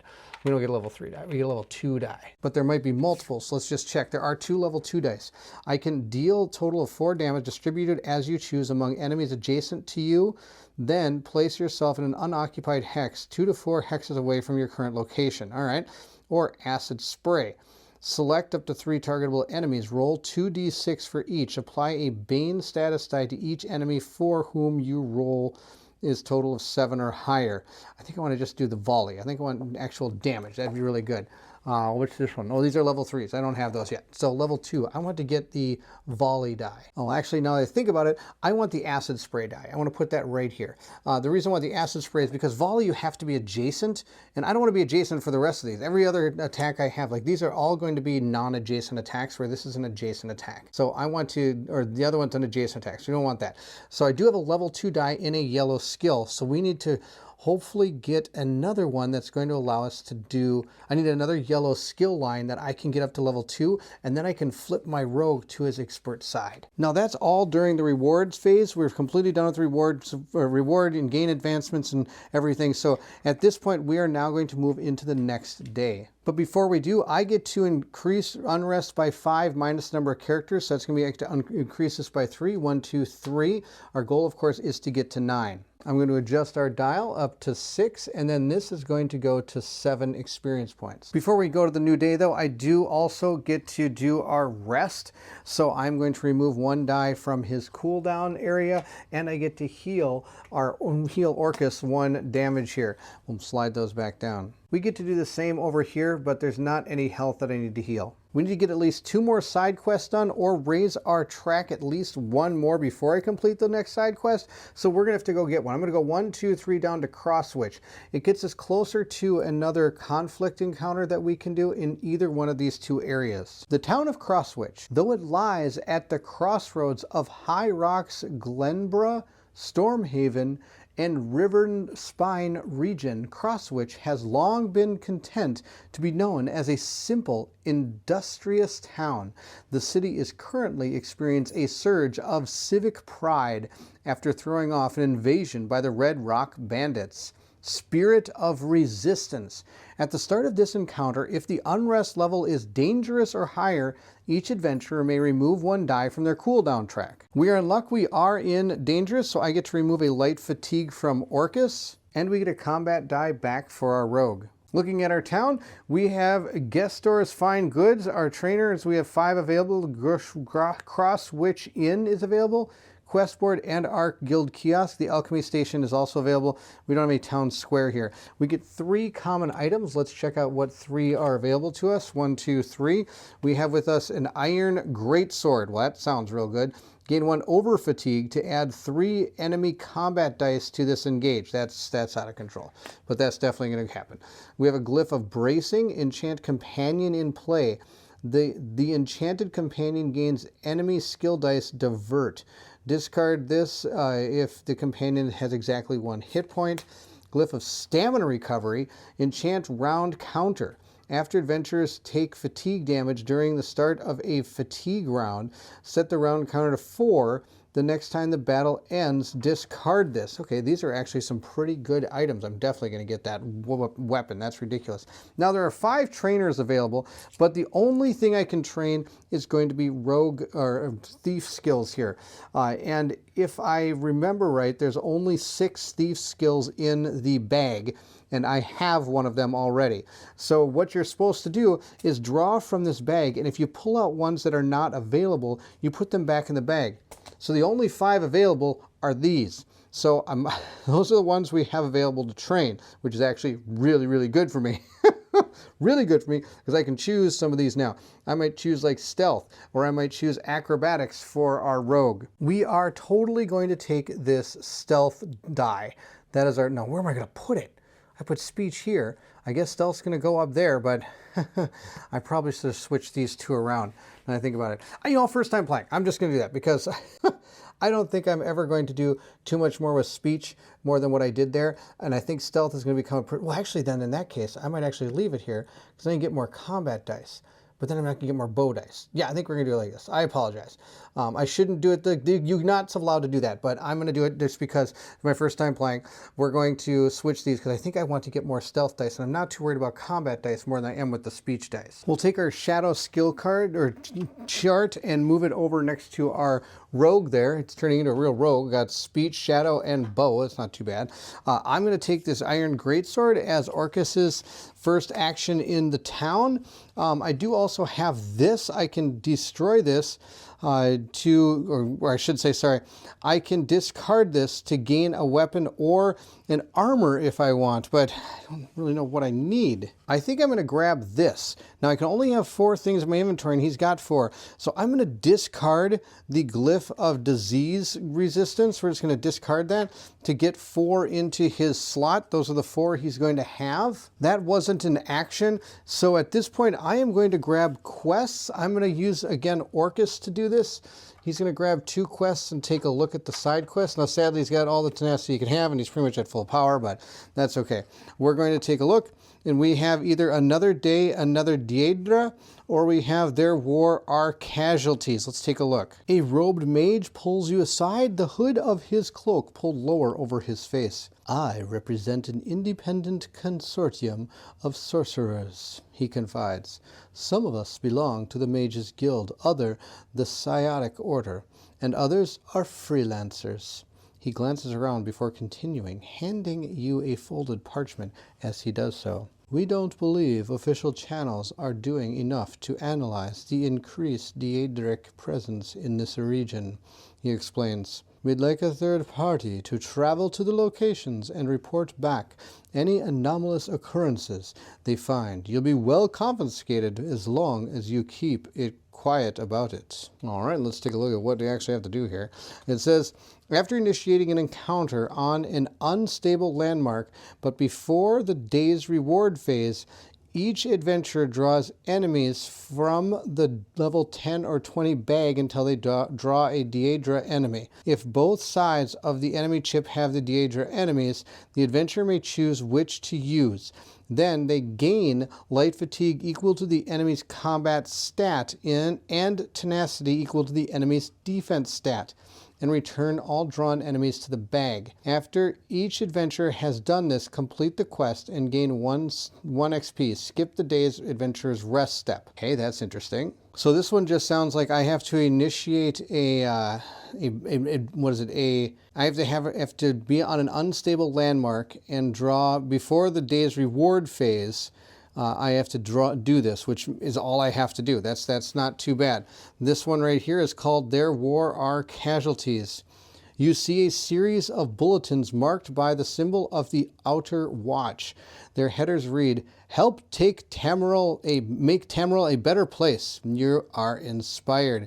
So I have to create a HP chips equal to 2 times our character, so that'd be 6. And place before, and place it on this card. During the end of day phase in which you occupy a peaceful landmark, each adventurer may remove 1 HP chip from this card by either discarding 1 item or skipping the adventurer's rest step. After the final chip is removed, complete the quest. Each adventurer may gain 5 tenacity, and you may draw 2 side quests, and you may choose one to accept. If you're using the Valenwood, you gain the keyword resistance. If you're on an Outer Watch quest, your reputation helps your channel aid to even the most unruly reaches of Tamriel. You may perform the above effect even when you are occupying a conflict or unstable landmark. Okay, this is another one that's not too bad. I just have to go to 2 different peaceful landmarks. So I can get this done in 2 days. Right now we're on day 6. This one I can get done pretty much in 1 day, but it's going to give me to make a lot of stuff go on here.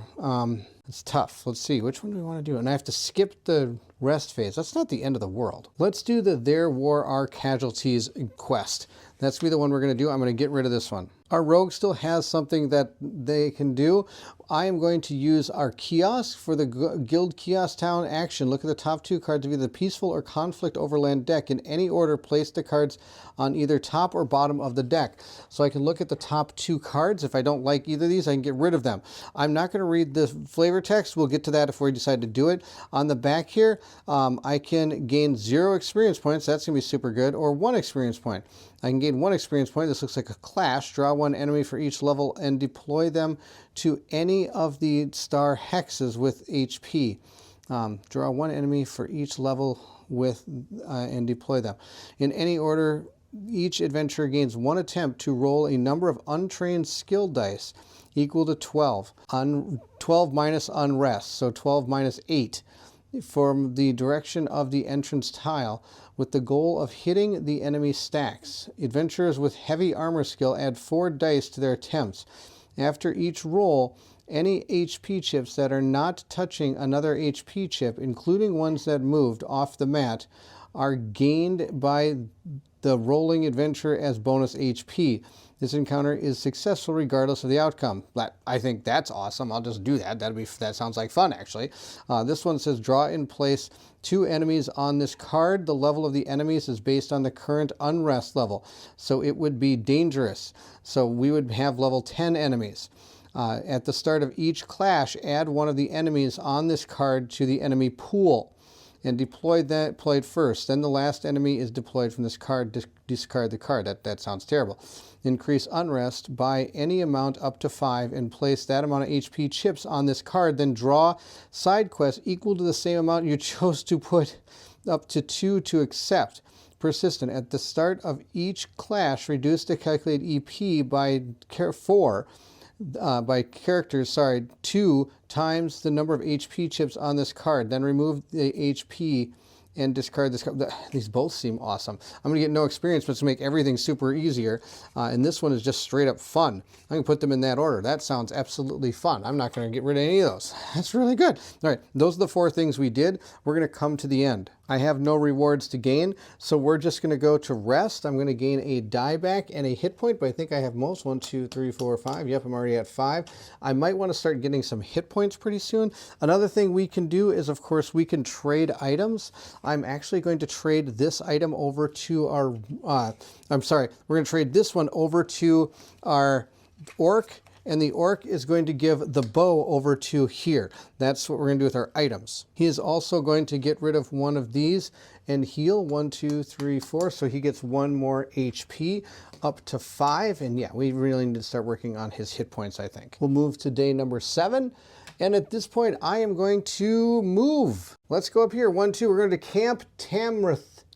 Let's see what that's all about. That's going to be a peaceful encounter, and we put these in fun order here. So the first one we are going to do is Rock Slide. Hearing an ominous commotion up ahead, you creep up a rocky embankment and peek over the other side. A family of Bretons cower in fear before the swordship of several Red Rook bandits. A family patriarch is lying on the ground, propped up on one arm, as another clutches at a fresh shoulder wound.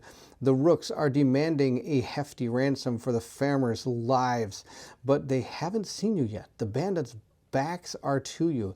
Perhaps some of the boulders on this ridge can be jarred loose. So we're going to set this all up now. I get to put a clash mat down, draw one enemy for each level, deploy them in any of the star hexes. In any order, each adventurer gets one attempt to roll a number of untrained skill dice equal to 12 minus the unrest, so 12 minus 9, so I get, what, 5, 8, 9, 10, 11, 12, yep, 5, from the direction of the entrance. So I'm going to put this here so I remember, put 5 dice, just so I can remind myself, put that off to the side. At this point, it says here, adventurers with heavy armor skill add 4 dice to their attempts. After each roll, any HP chips that are not touching another HP chip, including the ones that have moved off the map, are gained by the rolling adventurer as bonus HP. The encounter is successful regardless of the outcome. All right, let's set this. So we're going to be drawing one of each of these chips. We're going to draw, this is going to be the level 1. We have found ourselves a Khajiit bandit. It doesn't really matter what these are, which is kind of weird. We have a Aragon Marauder, which is actually kind of, this is so far pretty fitting. I'm going to grab a level 10, which is going to be this one. We have found a giant snake. That's a little odd to be hanging out there. And then we've got a level 20, which is going to be the, what is this thing? It is a Wood Elf Deadeye. Okay, so at this point now, I am going to add the health chips to each of these, and it's going to be a lot of health chips out here. We have 3 for the Khajiit Bandit. We've got 6 for the 1, 2, 3, 4, 5, 6. What is 3? 6, yep. There we go.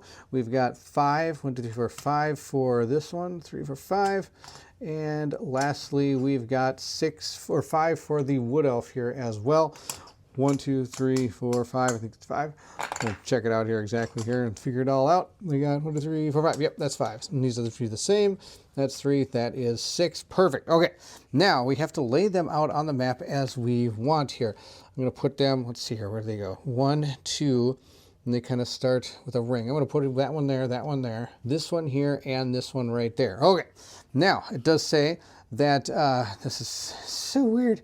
In any order, each adventurer gets one attempt to roll a number of untrained dice equal to 12 minus the unrest from the direction of the entrance tile. The goal of hitting the enemy stacks. Adventurers with the heavy armor skill add 4 to their attempt. After each roll, any HP chips that are not touching another HP chip, including ones that have moved off the mat, are gained by the rolling adventurer as bonus HP. This encounter is successful regardless of what happens. Okay, so now I'm going to turn this, and I'm going to adjust them a bit, just like that. Now I get to take adventurers to one attempt number. Okay, what? We just grab random dice. Okay, I'm just going to grab some random dice here and throw them at this thing. All right, so I get 1, 2, 3, 4, 5 for our Imperial Rogue. Then Orcus gets 5, but he also gets 4 extra ones because he has the heavy armor skill. So 1, 2, 3, 4, 5, 1, 2, 3, 4. He gets to throw all of these dice in, and we just get to chuck these dice at this thing. This is so weird. All right. I can't believe this. Guess we'll start with Orcus. See how he does. It's not bad. We get to go with we'll go with our other person here and see how that goes. Okay, knocking things around here. Go again here. Oh, we almost got that stack knocked out.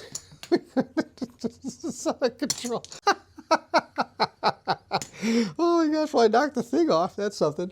Oh, we'll throw this thing. We'll throw that one. I haven't actually gotten any yet because they're all touching other things. Oh, there we go. I got 1. That's not bad. This person's going to try to throw something. Oh, we failed there. Roll that one into it. I knocked down to something else. Oh, I'm so bad at this. Oh my gosh. Oh, so far we got 1 chip, and that's for Orcus. And that's it. That's all I got. 1. I got 1. All the rest of them are at least touching something else. That's out of control. So I get a bonus health chip. That's something else. Now we are successful, which is kind of funny, I believe. All right, so let's see here. Any HP chips that are not touching another HP chip, including ones that have moved off the mat, are gained by the rolling adventure as bonus HP. Now, interestingly enough, I probably should have used the regular health chips for this because these are such heavy chips that they don't really move very well. But I'm going to take the level 1, level 5, put them back in their little box here. I'm going to take the 10 and 20 and put that back in their little bag as well. Then I'm going to clean up all of these. And then we're going to clean up all the random dice I threw everywhere. We are all going to get 1 experience point for this, so I'll just put that into our earned experience points. But there is something I forgot to do. This has to take place first. This one states that travel to any peaceful landmark and select one of the following options before initiating an encounter for the day. So I should have done this first, and what we're going to do with this is we are going to try to trick the cultists into leaving, which means we need to get 2 times 3 success, or I guess marks towards our social check, and that's why we've been building up our social skill. I get to choose dice to roll, which only can be social dice, so we're going to use those dice. I got 4, 5, 6. I got actually everything we needed just from that. Now, if I didn't get a high enough number, I could use my tenacity to be able to gain points towards a social check, but we got 6, which is what we needed. I'm going to exhaust these dice right here, and then we're going to claim our rewards for that too. Each adventurer now gets to draw 1 from the was this the rare deck or the better deck? Let's just call it the better deck. This one is going to be for our rogue. Our rogue has found the Master Storm Dagger.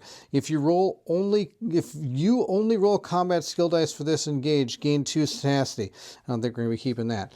And the other one I get is a Glyph of Crushing. Enchanted Venture. While in the single or 2-handed weapon slot, the Enchanted Adventurer may change their rolled combat skill dice to 1 before resolving them. That's not too bad, but I've got so many other better things. I might be getting rid of both of those. Now I get to set this aside, and I can discard this while at town to give myself an additional town action, which will be pretty cool. Also, this will raise our number to 1, 2, 3 to 8 on our unrest table. I think I am going to give this Glyph of Crushing to Orcus, and I'm going to discard the Potion of Protection. I don't really think I'm going to need to recover heavy armor dice because I want to keep them in that row, actually. So we're going to keep this instead. I'm going to advance our characters. I'm going to grab our first level in our stealth die and knock this down to 1. Orcus has 1 experience as well, and what I'm going to do for him is I'm going to spend 1 to gain 1 more health point for him. That I think will benefit us in some way. So I'm going to give him 1 more chip for the bottom. He now has 1, 2, 3, 4, 5, 6 chips that he can use. He has 6 health. That will drop his experience down to 0. I'm going to pass on my, I'm not going to discard an item, but I am going to pass on my rest stage so that I can get rid of 2 chips on our next quest. We're going to turn our counter to 8, and I am going to grab another experience point, also bringing it to 8. I'm now going to move our party marker 1, 2, 3 over to Koglin Village, which is going to be a peaceful area. I'm going to draw our next card and see what we have found. If I remember, we put this here. Now, this is a surprise. You've been contracted by a member of the Beldama Weird, inviting you to commune with the mystical coven. You experience the power of Jeffrey.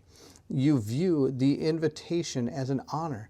But you know that the coven has been feuding with the Blood Throne cult, and you would hate to attract that group's ire.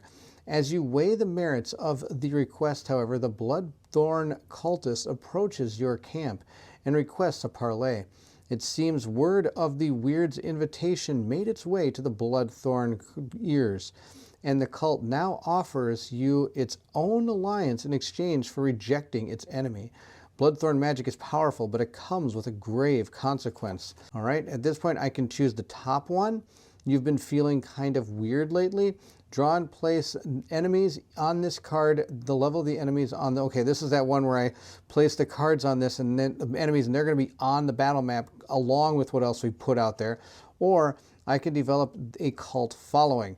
Increase the unrest of by any amount up to 5 and place the amount of HP chips on this card. Then draw a side quest equal to the same amount and choose up to 2 to accept.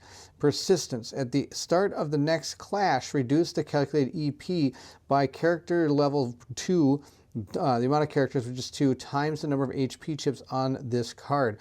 Then remove the HP and discard this card. Well, I would obviously take 5 if I could because I want unrest. But I can really only go up 1 more, so I believe that is all I can do. I could be completely wrong. You probably still put 5 on here, but for the sake of this, I'm just going to put 1 HP token onto here. That's what I'm going to do. Equal to amount, equal to HP amount, equal to, okay, yeah, there we go. That's going to be what we're going to do. I'm going to get 0 experience for this. And we've raised all the way to 9. Now this is going to be interesting because I get to draw a side quest for this card here, and I can keep this if I want to. Jack of All Blades, the local branch of Fighters Guild, is offering a training workshop covering a variety of different weapons. Upon accepting this quest, search the deck until you find 3 weapon cards with 1 each of the single-handed, 2-handed, and ranged battle forms. Shuffling the deck afterwards, place these 3 weapons on this card. At the start of any battle, a single adventurer may choose to place one of these in a ready slot. If they defeat an enemy while overtaxing the chosen weapon, they may place another weapon from the card into their ready slot. If 1 or 2 remaining on this card at the end of the battle, discard this quest along with the weapons on this card. Additionally, each adventurer must discard a number of adventure items if possible. If no weapons remain on this card, then at the end of the battle, complete this quest. Gain 1 XP for each adventurer. May draw 1 of these legendary items. If you're in the Fighters Guild quest, the guild recognizes reliability. You also draw 2 side quests. You may choose 1 to accept. All right, I think that's this one. So I guess technically I have that. So I'm going to have to search for, search the deck until you find 3 of those. So I'm just going to search this deck. We're just going to start from the top and go until we find them here. We found, nope, that's not a weapon. That's a weapon. So we have a sword. That's a single-handed weapon. Let's see here. Keep going. We got a bow. That's a bow right there. All right, and we keep going. Can't be too. Oh, and we got a destruction staff. That's gonna be terrible. We're not gonna be able to find it. We're not. Oh wait, but it can't be a destruction staff. It has to be one of the melee weapons here. We got an axe. That's fantastic. Okay, I could probably do that without a problem now. We're gonna just shuffle these back in here. I should probably just put them in the back. There we go. Put them into the back. There we go. That quest is ready to go if I want to do it. Now this one, I'm going to go to my end step. I'm not going to use the rest action, so this is going to fire off. After this, both of us get 5 tenacity, but we're already kind of at the max. At least our Orcus is. The rogue is not. I'm going to gain 5 tenacity and may draw 2 side quests, and you may choose 1 to accept.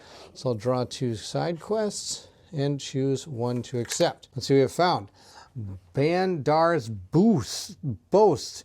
A sharp Khajiit pulls you aside. He murmurs so quietly you can barely hear him, but it seems like he wants to help jumpstart your training. He marks a meeting location on your map. It's possible he can help you learn skills beyond your current ability, but you've always been wary of spirited tricksters. All right, let's take a look. Travel to any peaceful landmark and resolve the following before drawing an encounter for the day. In order, each adventurer must untrain 1 trained skill die and roll a d6. The adventurer must then immediately train a skill die of a level matching their rolled result from the same skill line as the die they untrained, ignoring training requirements. If the skill die matches their rolled result is not available, the adventurer instead draws 1 item. Khajiit and rogues may re-roll 5s and 6s until they are no longer 5s and 6s. Oh, that's super good. After each adventure is done with this, complete this quest. I think that's a no-brainer. We're totally going to be doing this, unless this is something unbelievable. A simple token. A grieving imperial elder asks you to deliver a family trinket to the site of his own son's grave. He always loved this thing, he whispers through muffled sobs. Choose an adventurer to draw in a legendary item and place this quest under it. While occupying a peaceful landmark, that adventurer may discard this item, during the reward phase. If they do, complete this quest to gain experience. If the item is ever discarded before the quest is completed, discard this quest as well. Now, this is gone. Bye-bye simple token. I don't care about simple tokens. I want skills. So we're going to keep this one out there. Now, you can have a maximum of 4 side quests going at a time. At this point, we've also completed the first part of our quest, which means we're also going to gain an experience point as a reward for this. We'll be able to use those in, I believe, our next turn. But we're going to go to B32. Raz strokes his chin as he considers the eye's next move. Your work has paid off, but not in the way this one would like, he says. We just received a tip that the soldiers of the Void are working on some kind of project at the Doomcrag, that old Elid tower up in the River Spire. Clearly, this comes from inside the organization, an attempt to woo our agents to a battlefield of their choosing. He looks at you hard in the eye. Then again, the eyes are already recouping strength in the region, and we'll be able to provide you ample backup with a bit of cleverness. And you have at least a bit of cleverness, or else Ra wouldn't have recruited. And you have at least a bit of cleverness, or else Raz would not have recruited you. We should be able to break up whatever operation they have going on up there. Quest objective. I now have to travel to the Doomcrag and initiate a Doomcrag dungeon using the end of session difficulty EP. Recommended day 12 to initiate the end of this quest. At the start of the dungeon, the party gains a collective total of 3 bonus HP for each side quest completed in quest step A31 and logged in your campaign journal, divided amongst adventures as you choose. Then, if the number is of completed side quests logged in the journals equal to or greater than our character level +1, quest unit Razum Dar becomes a companion controlled by the party. Before deploying random enemies, deploy quest unit Morath to the legendary cache on floor 3, the Watcher on Hex 5, and quest unit Corrupted Creature on Hex 1A of floor 1. Alright, then the enemies on the floors that party members have occupied still take turns regardless of whether party members currently occupy their floor. If an enemy takes a turn when there are no party members on its floor, its destination hex is the closest unoccupied hex that would allow it to transfer 1 floor higher. Resolve each of the following modifications in order, stopping after you have resolved the modification for the current unrest level. So if there's peaceful, nothing happens. Tense, adventurers must gain 1 additional light fatigue each time they take an additional engage. Oofta. Dangerous. When the adventurer transfer floors, they must spend tenacity of characters, drain character number of available skill dice, or deal themselves true damage equal to the number of adventurers. They may split between the 3 options.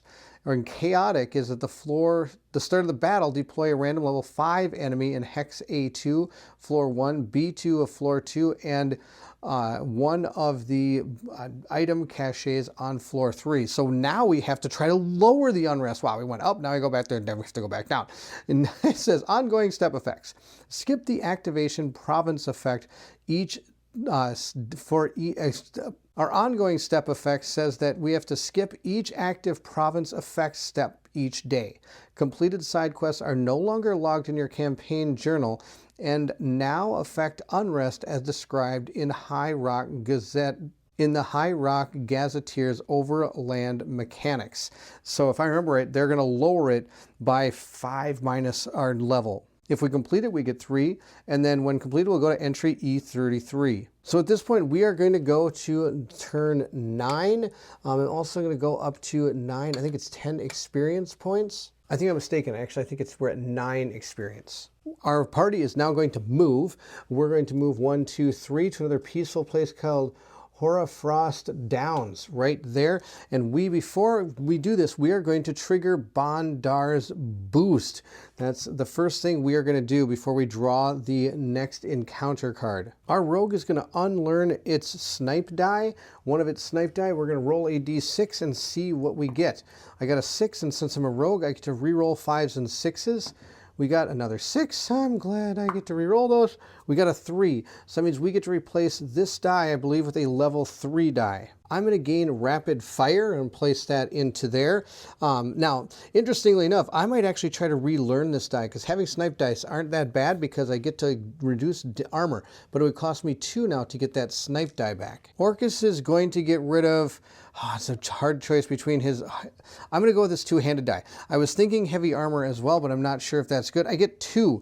I get a level 2 die instead of this level 1 die. So it wasn't that big of an upgrade, but now we've got that level 2 die instead. This quest is now complete, and it also means I get to move this down 3. 1, 2, 3 to number 6. Also, I need to mention that these 3 quests are in our quest log that we had done during the first part of our quests. We do actually have 3 quests done when it comes to figuring out the numbers for moving into the tower and attacking the enemy. With that complete, we now have to draw our card. It says Part the Veil. Come in, come in.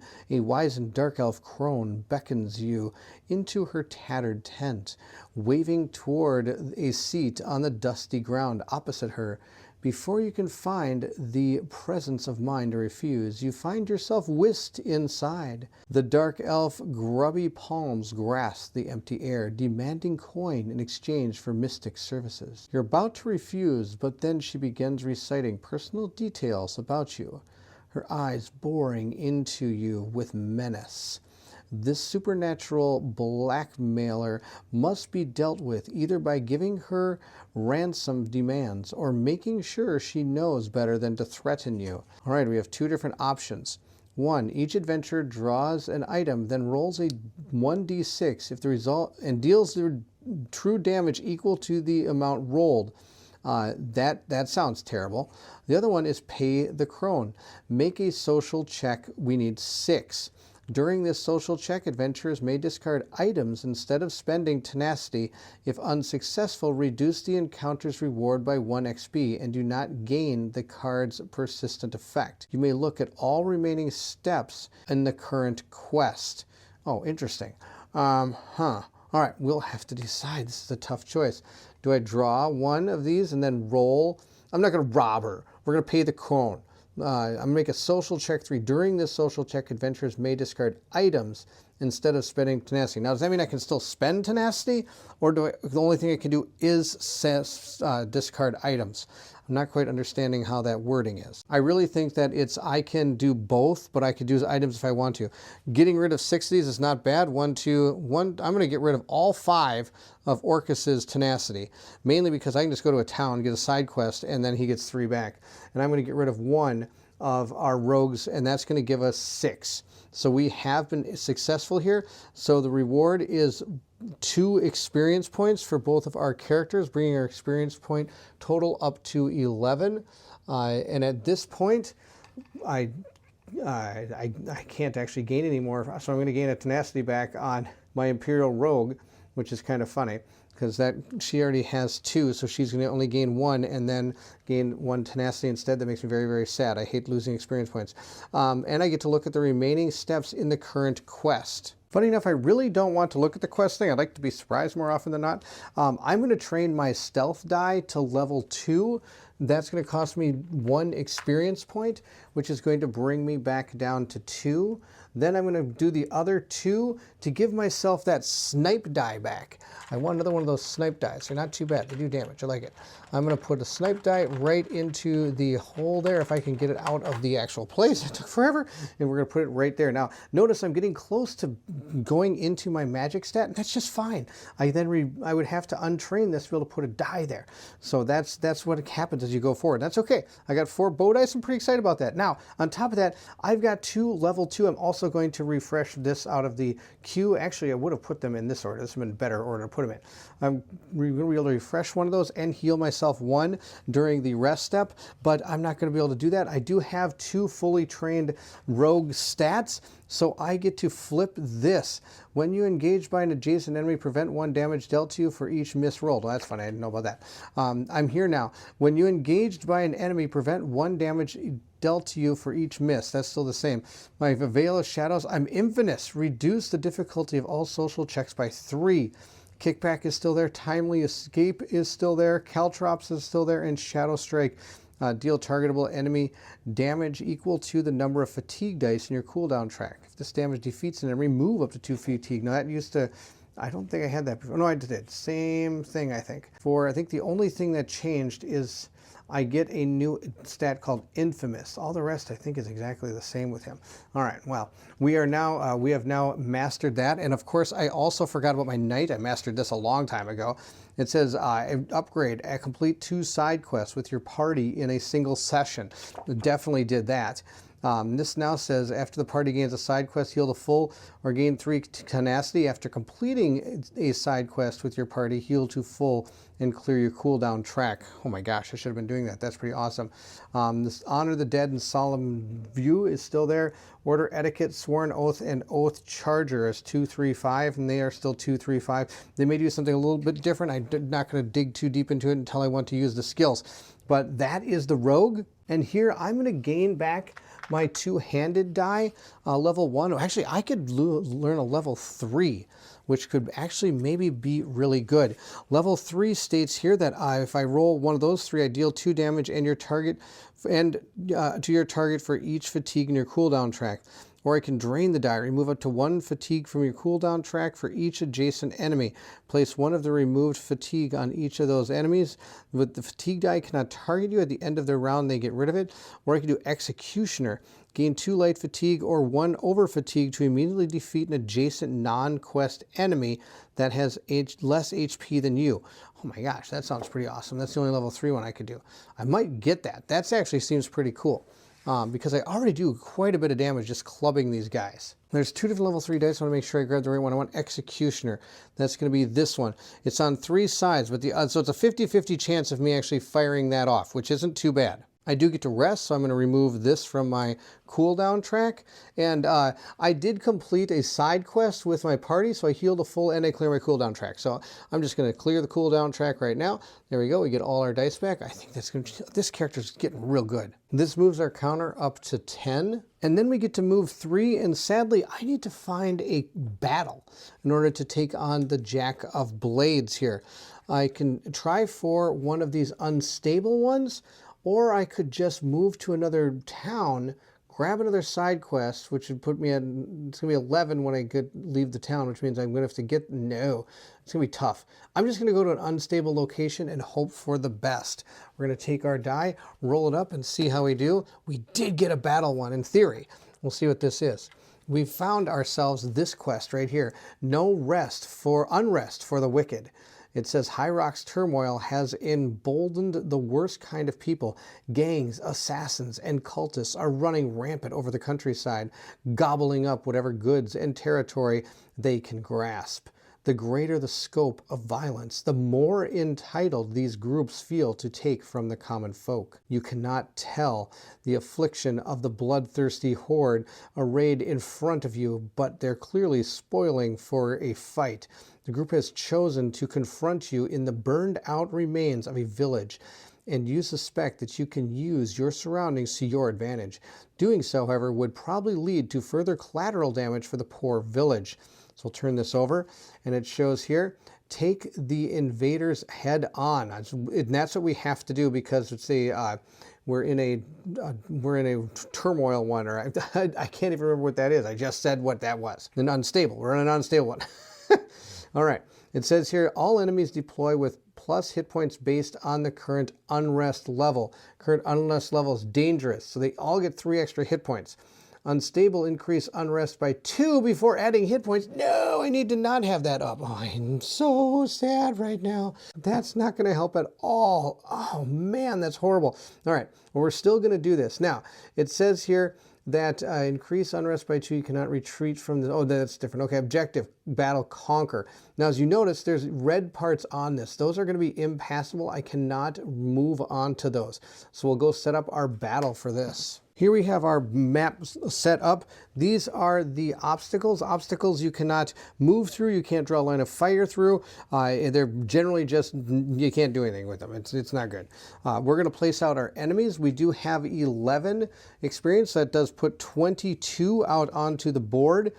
We are going to set up a level 20 enemy, and then 2 level 1s according to how I believe this works. Since at 22, we'll get our bag here and draw out a level 20 enemy. Level 20 enemy, this guy's going to be unbelievable. We have the Wrath of, nope, not the Wrath of Crones. We've got a Frost Atronach. That's fantastic. It's got 7/6 range. This is going to be bad. Everywhere is bad. It's a Daedra. All right. So we'll give this thing 6 health. Is that 7 health? Plus, it gets 3 more. So 10 health. This thing has 10 health. Wow, this thing's going to knock us senseless here. We have what? 1, 2, 3, 4, 5, 6, 7, 8, 9, 10. Now, I could use these white ones if I want to, but it's more cool to see this much health on the board. 1, 2, 3, 4, 5, 6, 7, 8, 9. One more. Almost shorted the poor guy 1, like he needs it. We'll put it right there. Now we get to grab a 2 level 1s. 2 level 1s, because that's 20. And I have 2 level 1s here. We're going to grab this one, and we're going to grab this. All right, we have a wolf, and we have a horker. Right, that's awesome. This has 8 health. 1, 2, 3, 4, 5, 6, 7, 8. Awesome. We'll put this here. It goes on number 2. Number 2 is way back here. It's going to take it a while to get to us, which is going to be nice. We have a wolf with 1, 2, 3, 4, 5, 6, 7 health. That's fantastic. This one is going to go right here. Right there is where this wolf is going to go. We're going to put out 2 items. We'll put an item out here and an item out right there. Now we get to put our characters down, which is fantastic. We're going to put him, I guess, right here, and we'll put her right behind him, right there. That's our plan. And then our goal is hopefully to take out this wolf right away. I'm actually going to pass this over to our rogue first, because he has Riposte 2, which is going to be dealing damage back to adjacent enemies when it attacks. So I'm going to actually have the bow person fire at this, hopefully take this thing out, or get pretty darn close in the first turn. I'm actually going to put him here. 1, 2, 3, 4, 5. I can't get up there, but I could get to here. But then this thing's going to come. Well, it's got 6 range. Actually, I think I might hide him right here and hide her. You can only move 2. Wouldn't be able to get to us with his obstacles. It's actually kind of cool. Okay, I think we got a plan. There's our plan. Our plan is ready to go. I'll put this here. I'm not actually going to gain. This actually doesn't do anything more now that set traps in the rubble. Oh, that's another thing. I thought there was traps now. Okay, that's it. Let's take this guy on. We are going to start with the rogue. The rogue is going to move up 1 to here. And then I'm going to make an attack. Actually, I'm going to move to here and make an attack against our wolf. The dice I'm going to choose are 2 snipe dice and a regular attack. I do get to move this to here as well, so I got some speech dice. I don't. Ooh, I could talk to him and make him go away. But nah, that's not going to happen. I'm going to roll these up. I've actually changed my mind. Actually, now that I looked at the board, I'm going to grab this. Remember, we have that Jack of all blades. I'm going to grab this and overtax this. For this engage, you have unlimited range. So I have unlimited range for this thing. I'm going to shoot all the way across and hit that guy. And we're going to use our acid die for this, and we're going to use a pierce die, and we're going to use a regular attack die. That way we can maybe get some really good damage onto this guy. We'll see what we can do here. We're going to roll these up, and hopefully we get some acid onto this thing. I did get my acid. I got 2 and 3. I got a total of 3 damage, also removing 1 or piercing 1 defense. But our honker does not have any defense, so it's going to take 1, 2, 3. We'll put those back there, and it's going to gain a Bane die if I can roll 7 or higher on these dice. Come on, 7 or better. We got 6. That's not 7 or better. So we did not get to do that. But we did 3 damage. That's not bad. I'll take it. We'll put these into our cooldown area here. I think I'm going to do it just like that. Kind of got a plan. It's not a very good plan. No, it's not a good plan at all. We'll just do it. I don't know if I'm going to need that die back. We'll put it just like that. There we go. I am going to discard this because I overtaxed it. Your target is 3. Combat skill dice roll with this engage to 2. Oh, wait. Is that 1 combat skill die you roll to 2? Oh, well, I could have put that to 2. I would have done 4 damage then. That would have been really good. All right, we'll do an extra damage. Why not? We'll do that. And then I'm overtaxing it to have unlimited range as well. I think you get to do both. Maybe not. If I'm wrong about that, please let me know in the comment section. At this point, I am going to use Orcus. He's going to move 1, 2, 3 to right here. And I'm going to grab this weapon and put it into my inventory. I'm going to discard this. I'm not going to have that anymore.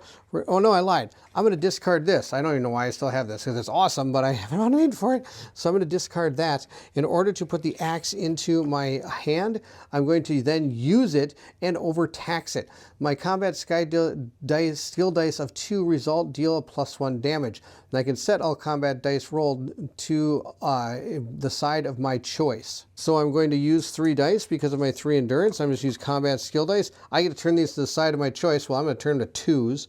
2, 2, and 2. I mean, that's what I do. 2, 4, 6, 7, 8, 9. We do 9 damage. I don't know why I wouldn't do that.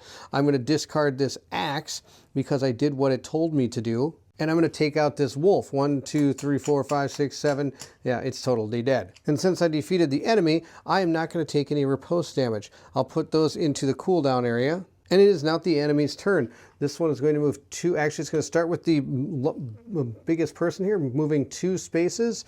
And we'll see if this person actually can see that one. I'm not exactly sure how this works. I think counting range just means you can't count through this.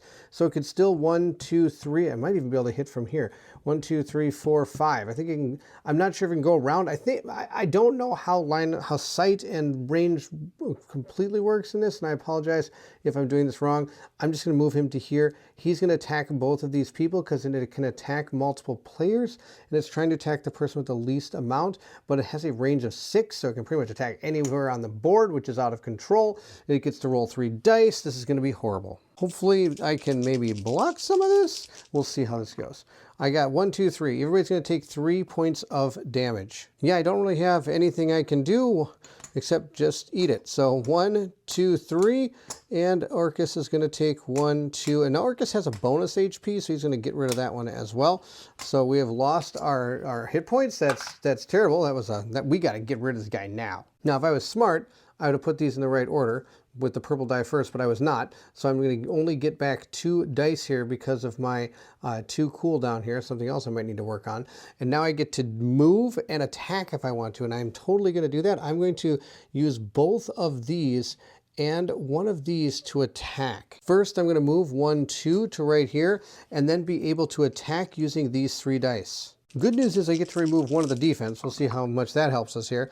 We did 1, 2, 3, and I actually can use that. I have an ability on my rogue called Kickback.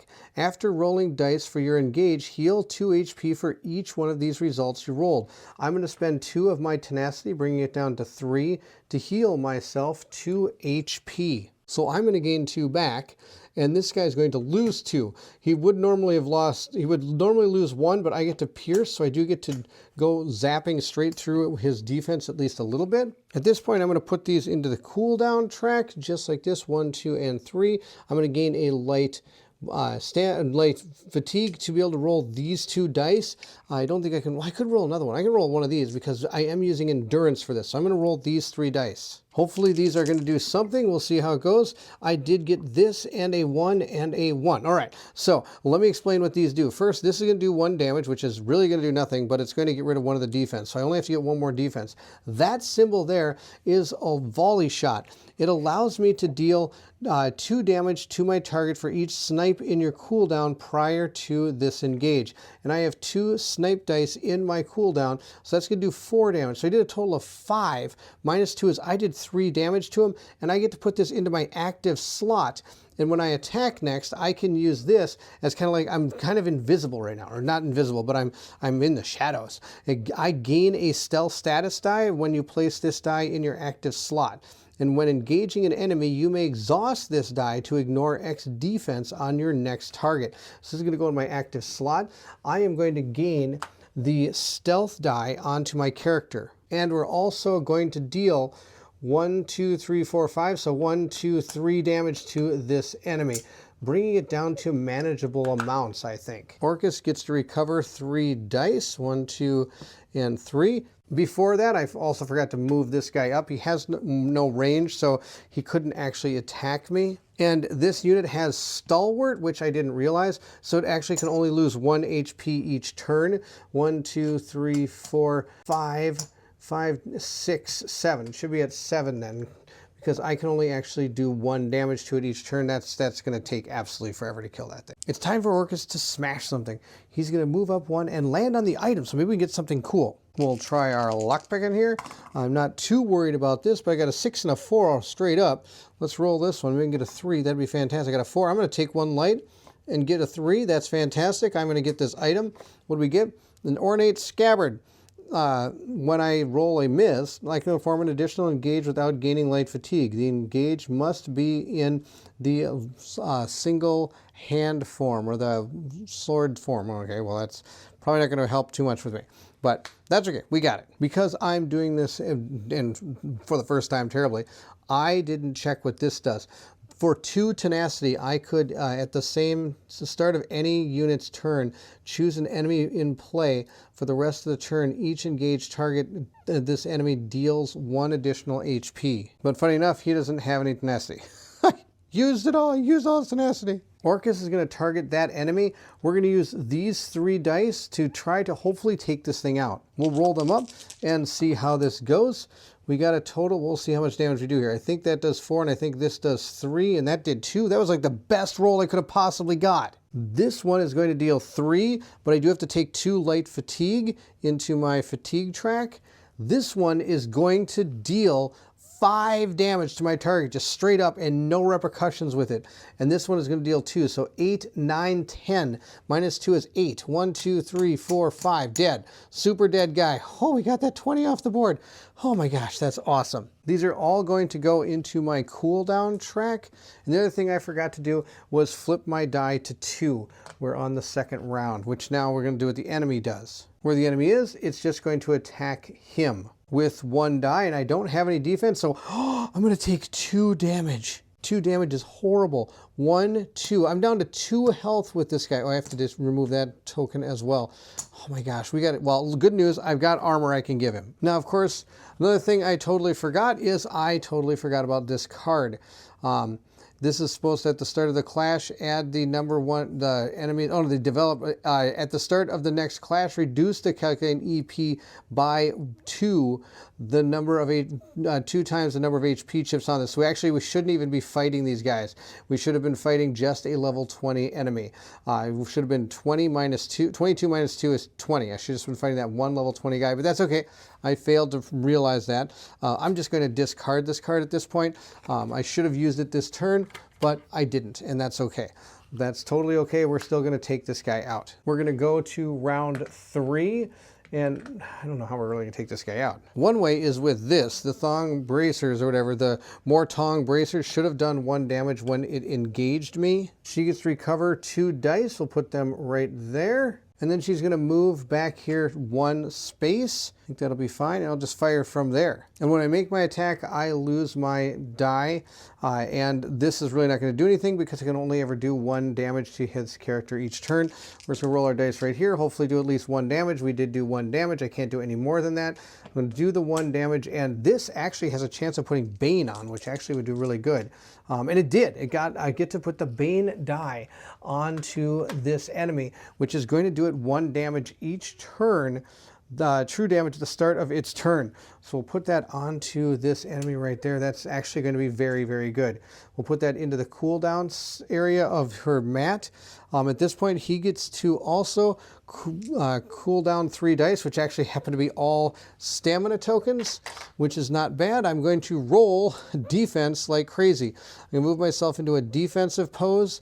And I'm going to roll these dice is defense dice for this turn.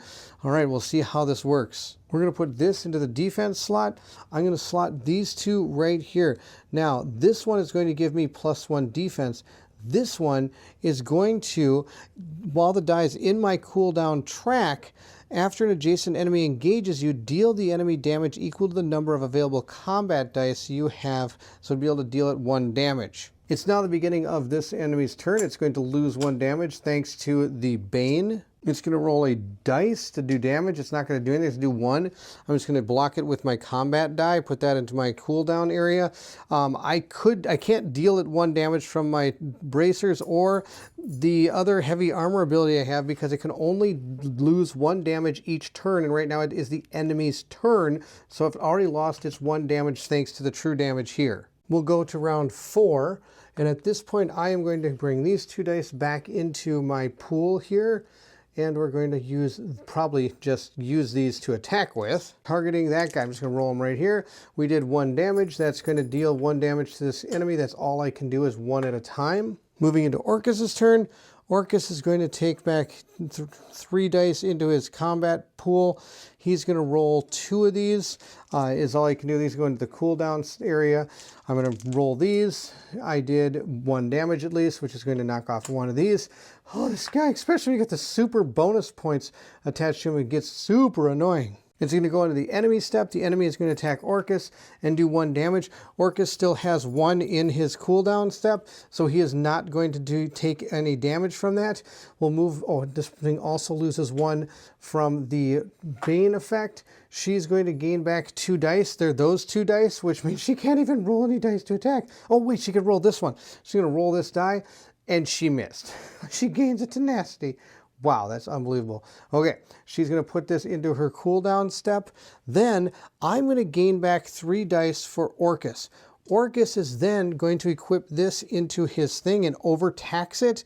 I'm going to, if this is your first engage this turn, add 1 enemy combat die to the engage. So I get to add an extra combat die to this.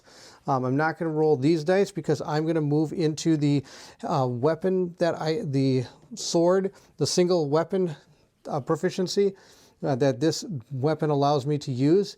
If you have unlimited stamina for this engage, after the engage, end your turn. I'm not going to use that. I'm just going to roll these up and see how it do. I did 1 damage. That's enough to kill this finally. The thing's super dead. And I overtaxed this weapon, so that is also destroyed. We can gain our rewards from this. We can also regain our rewards from this. We're going to bring our characters back over here. At this point, we're going to gain all of our rewards. I'm going to gain my 2 experience. I have 2 here. I'm pretty sure, did I use the 2 experience? I think I did to grab this die, didn't I? Oh, I don't think I used this experience in the last thing. I should have totally used this experience. To gain an extra hit point would have been absolutely fantastic to do. And then save the extra 1 because I don't have a place I can put another die. At that point, I'm going to still gain 2 experience points, and I'm going to gain 1 because of this as well. I get to gain 1 experience point, so I'm going to actually gain a tenacity for that. And for completing this quest, I am going to, after completing a side quest with your party, heal HP to full and clear my cooldown track. So I get to clear this thing and gain all my health back. And our health is 5, 6, 7. So I've got 1, 2. I'm going to gain an extra 5, bringing us to 7. There we go, just like that. We now have 7. At this point, that is, I think that's everything. I don't think I get anything. Oh, I also get you may draw, for each adventure may draw 1. All right, I don't see why we don't. What the heck, I might find something better than we got. Orcus is going to find this. Orcus has found a Scamp Wood Crusher. Ignore 1 defense on your target for each combat skill die rolled disengage. That sounds really, really good. What's this one? Oh, let's get rid of the Ornate Scabbard. Oofta. This is going to be fantastic. I got 2 awesome weapons for him. I don't need this. We're going to get rid of this. And then this is going to be for our rogue. Golden Gauntlets. Hands. It says, after an enemy engages you, gain 1 tenacity for each combat skill die that was removed from your active slot during this engage. I'm never going to use that, but I've got a slot to use it, so I will put it in my active slot. I now have 4 items for her as well. Now this is complete. I don't think there's anything else that can do. This is also done. I'm going to remove this. We got our 2 experience points. And sadly, we also get to lower our track by 3. But sadly, 1, 2, 3, that doesn't get us out of dangerous. If I wouldn't have had to add that 2, I would have add the 2. I would have been at 1, 2, 3, would have been at 10, which would have been a lot better. 2, 3, and then whack it to 2, and then 1, 2, 3. Barf. All right, that's yuck. I've got 3 experience points. I am going to add some health to this character. I'm a little worried now, moving into some of these harder fights. I'm going to give 2 experience to this here. That gives me 3. 1, 2, 5, 7. So that's gonna give me 7. So I'm gonna get 2 more health, put on our character.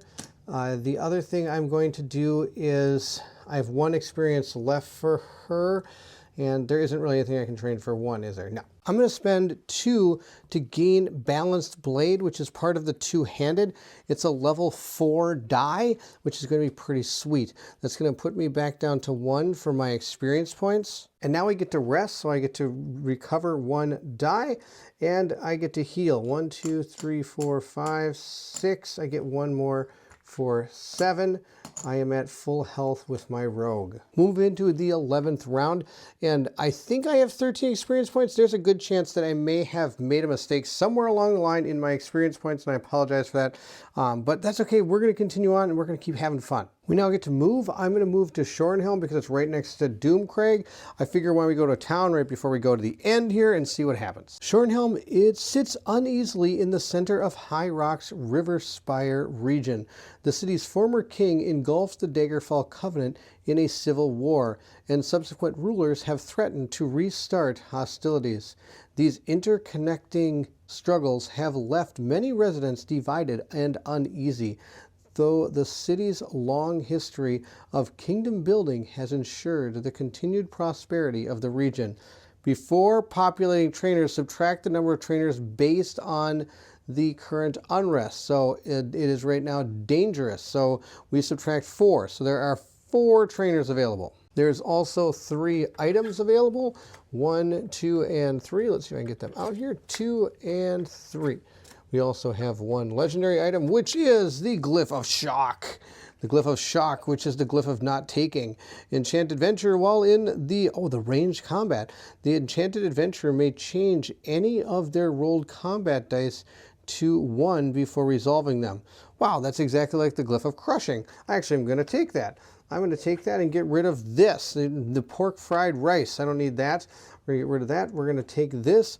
I'm going to gain these 2 cards as well, or potentially could gain these 2 cards as well. The rogue has already gone to town. What's this? Knightwood Bow. For this engage, if it includes no combat skill dice, increase your range by 2. Oh, that's pretty good too. I can't go there twice. I could go there twice, but we're not. We're not going to go there twice. Barnacle-back Coral Crab. When you would gain a status die, you may instead place 1 HP on this. Okay, we're going to get rid of all this stuff. I don't think I need. If you have stealth status, well, yeah, I'm not using those. Okay, now let's check out what our trainers are.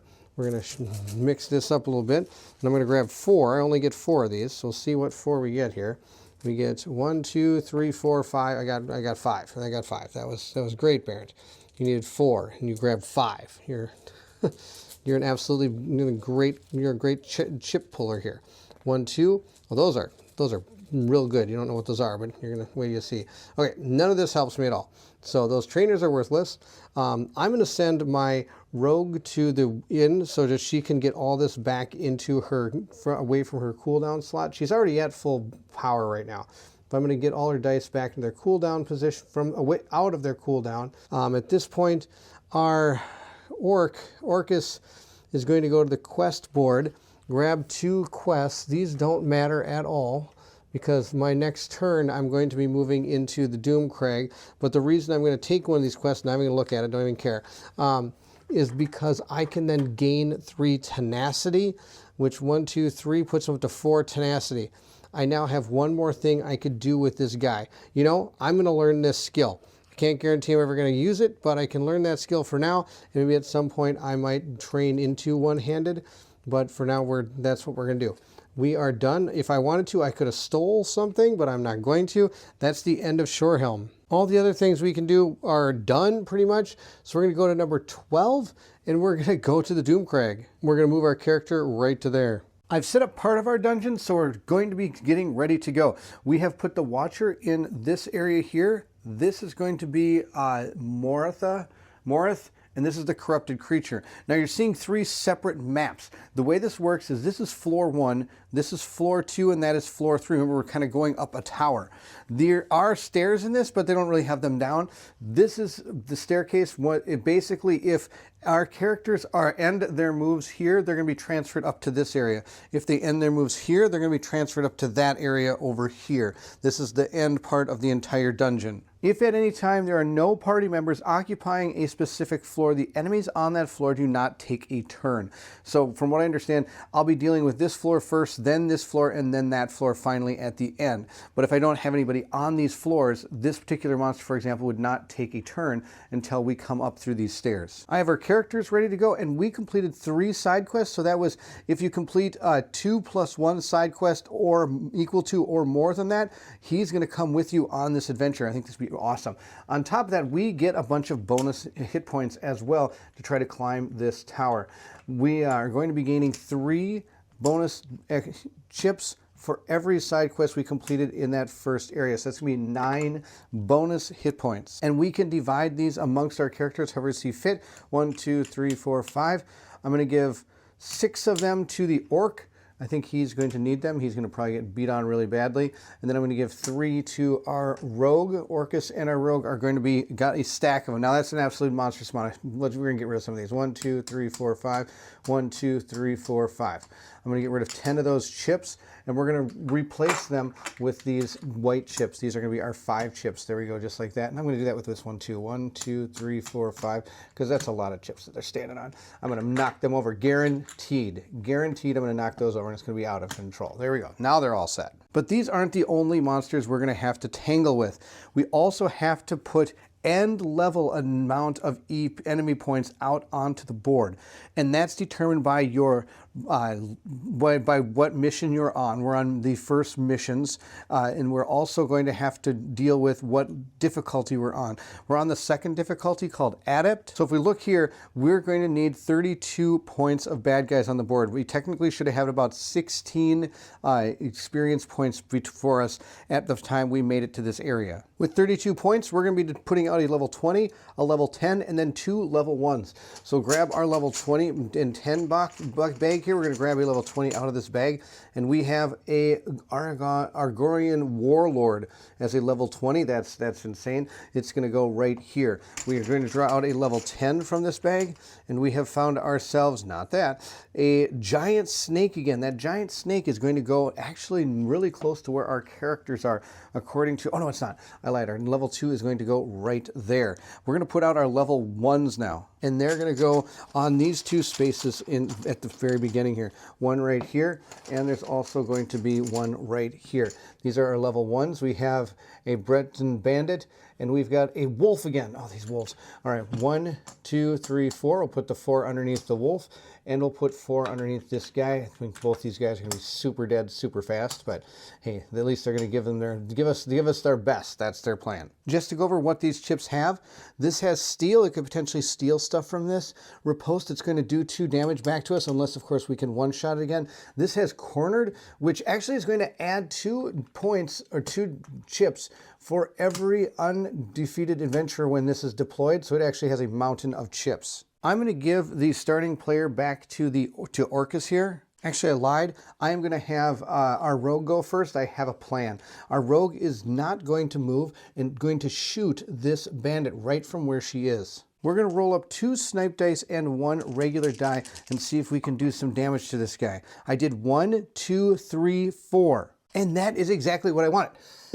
This guy only has 4 health. 1, 2, 3, 4. That's going to kill it. Now, it does have 1 defense, but remember, my snipe die ignores a defense. So that guy is off the board. That actually worked out exactly how I wanted to do. Now it's going to be time for Orcus. Orcus is going to move 1, 2, 3 to right here, and I'm going to attack this wolf. But before I do that, I do have to put my dice into cooldown. I'm going to put my 2 snipe dice in there first so I can roll them next time. Now I've got a plan. I've got a few ways I can kill this wolf. I'm going to grab these dice. This one could pretty much straight out kill it as long as I don't miss. This one could also straight up kill it as long as I don't miss. And hopefully this will be able to be put up here to help me with any of my big giants, what do you call them, fatigue dice that I might be getting if I roll really, really poorly with these dice. We'll roll them up and see how we do. I got 2 in there. Let's see how this one goes. This one fails. But that's okay. The rest of it is going to do just fine. This is going to deal 5 damage, and this I get to lock into my active slot. We'll put these where they are supposed to go. This one's going to go right here, but it does give me a tenacity, bringing me up to 5. And these 2 dice, the first one is going to deal 5 damage. According to this, deal 5 damage to your target, but I have to drain the die. So that's going to go over here, which is sad. I really wanted to keep that die. This one, on the other hand, I am going to place up here, and each time you would gain over fatigue, you may place it in an active slot if possible. On your turn, all your active slots are full. You may drain this die to deal 2 damage to an adjacent enemy. So we're going to put that one up there. So sadly, his attacks got a lot weaker without this die. But we were able to kill off this wolf. 1, 2, 3, 4. This wolf is dead, meaning that this is the only real threat we have right now. But before we move into the enemy turn, we do get to move our companion, I guess, that's with us. We'll move up our corrupted creature, and he's just going to maul my poor Orcus guy. The corrupted creature gets to roll 4 dice. We'll roll these and hopefully not see anything too bad. I got 1, 2, 3, that's 4. That's pretty much what I thought was going to happen. Orcus is going to take 4 damage. I'll put a 1 chip back on top of him and remove one of his 5s. And the corrupted creature is going to take 1 damage because of our bracers that we have. So that is where we stand. We're going to move over to our rogue's turn since the enemies are done. Now remember, the enemies on the other floor are not going to activate if there are no characters on that map. But before we activate, I have to go up to round 2. We'll start by refreshing 2 dice. I'll get back my snipe dice. And at this point now, we're going to shoot that enchanted creature. We're going to hit it with this die, and I think we're going to use both of our snipe dice again as well. But before we do have to move up 1, 2, 3 to right there, and now we'll make our attack. Let's roll these up and see how we do. I did a total of 3 damage to the corrupted creature. 1, 2, 3. That's because I ignore 1 defense, and it has 1 defense. And at this point, I'm going to roll 2 dice. If I get 7 or higher, the creature gets Bane. Nope, this die has failed me more than it's actually helped me out. I'm going to place these dice into our cooldown. I'll put the snipes first and then this one. And at this point, I am going to gain a light fatigue to engage again. This time I'm going to grab this attack die, this one, and I think I'm going to grab that invisible die. Let's roll these up and see how we do this time. I got this symbol. I actually get a tenacity, which brings me up to max. I did 2 damage with that die. That's awesome. And this die does 2 damage for every one of these in my slot. So that's going to be 2, 4, 6 damage. With that 6, I'm going to do 1, 2, 3, 4, 5, 6, which is just enough to take this out. He has 5 health. So I was able to take this guy out in the first round here. That was absolutely bonkers amazing. Okay, that's the end of her turn. I'm not going to do anything else. Orcus is going to refresh that die. Orcus is going to move 1, 2, 3.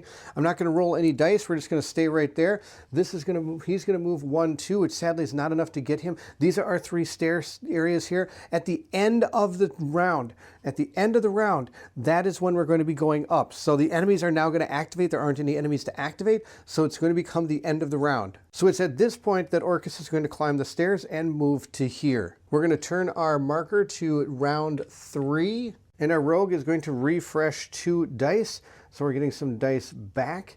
And at this point, we're going to move. We'll move 1, 2, 3 to this position here. He's going to move 1, 2 to right there. I went kind of out of order because I should have gone Orcus before I went with Razumdar, but he's not going to play a difference here. I'm going to move 1, 2, 3 with Orcus, and I get a chance at this. I can't foresee this item being super important to me, but if I can get this item with just 3 rolls, sweetness, otherwise I'm not going to spend any stamina on it.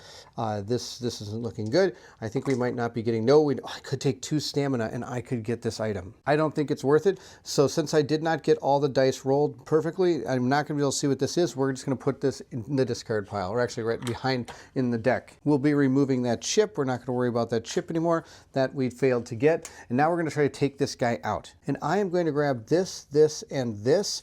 And if I use my Iron Greatsword, it states on here, gain 1 over fatigue to add 3 enemy combat dice.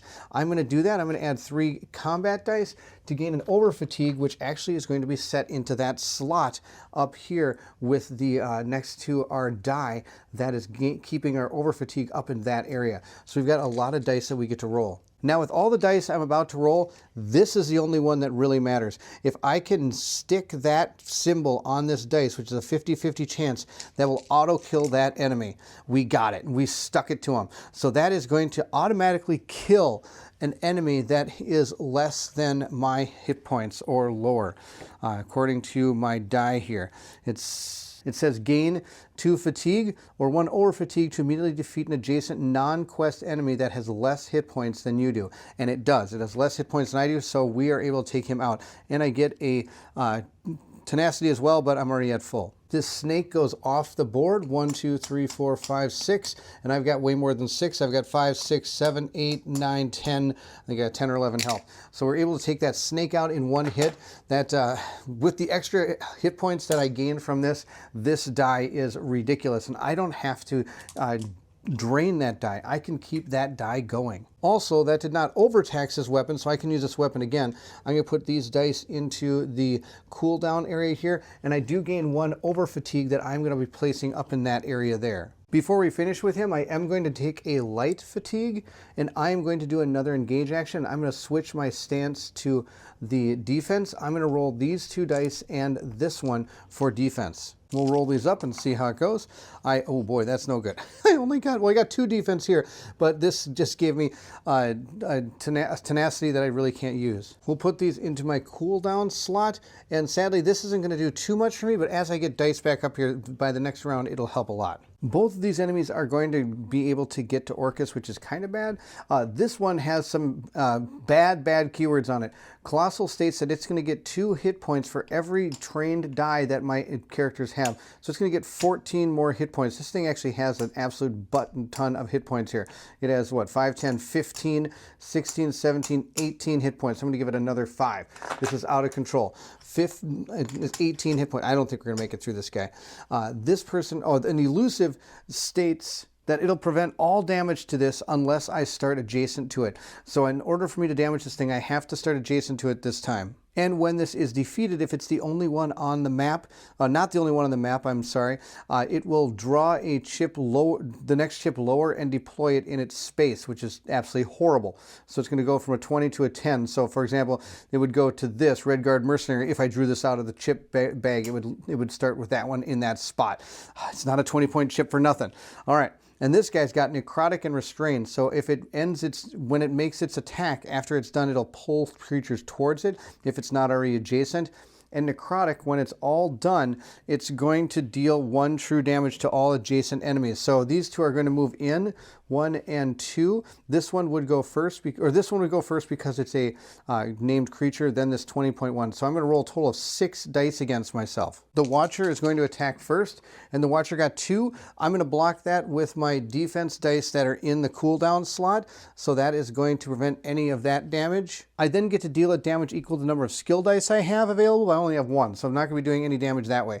The next thing is going to be this Colossus, this colossal dude. This is this Warlord. This is ridiculous. It's going to attack me with 4 dice. Let's see how this goes. Hopefully he misses a ton. I need him to miss. I need him to miss a lot. Well, he missed once, but look at that, 4, 5 damage. I was only able to block 2, so I'm going to take 1, 2, 3 damage. Then I'm going to take an extra 1 because after his attack, he's going to hit me with his necrotic, which is going to be 1 true damage. So that's the end of that. I can only attack this character with this guy. So the rest of them are now, we're going to end our turn, and they're going to come up the stairs. Our rogue is going to appear right here, and he's going to appear right there. Totally fine. At this point, I am going to move into the next round. This is going to be a big turn for us. We're going to go to number 4. I don't think I'm going to have the ability to take a lot of this out. But before we start, I also have to remember to take 1 damage away from each of these enemies because of my bracers. I'm going to gain 2 skill dice back, and then I'm just going to fire all 3 of these. I'm going to move 1, 2, 3 to right there and be able to shoot 1, 2, 3 at that guy. Now remember, I can't attack this guy unless I'm adjacent. And if I go adjacent to him, I'm going to be attacked by him because I would have the most hit points and he attacks the person with the most hit points. But if I don't go next to him, I don't get to attack him at all, which could equally be bad. I think I'm just going to concentrate on this guy for now. Now, before I make my roll, I'm actually going to move a little bit different. I'm going to move 1, 2, 3 to right here. I can still attack this guy, but I am adjacent to this enemy. And I'm going to use 3 of my tenacity to use caltrops. Move up to 3 hexes, which I did. Then each non-quest enemy adjacent to you rolls and engage against itself, ignoring its skills. This thing attacks with 4 dice, so it's going to attack against itself with 4 dice. But before it does that, I do have to make my attack because the abilities for our character is going to fire off after I get done here. So we're going to roll our dice and see how we do. I got 1, 2 damage, and I did not get Bane again. This acid arrow is absolutely terrible.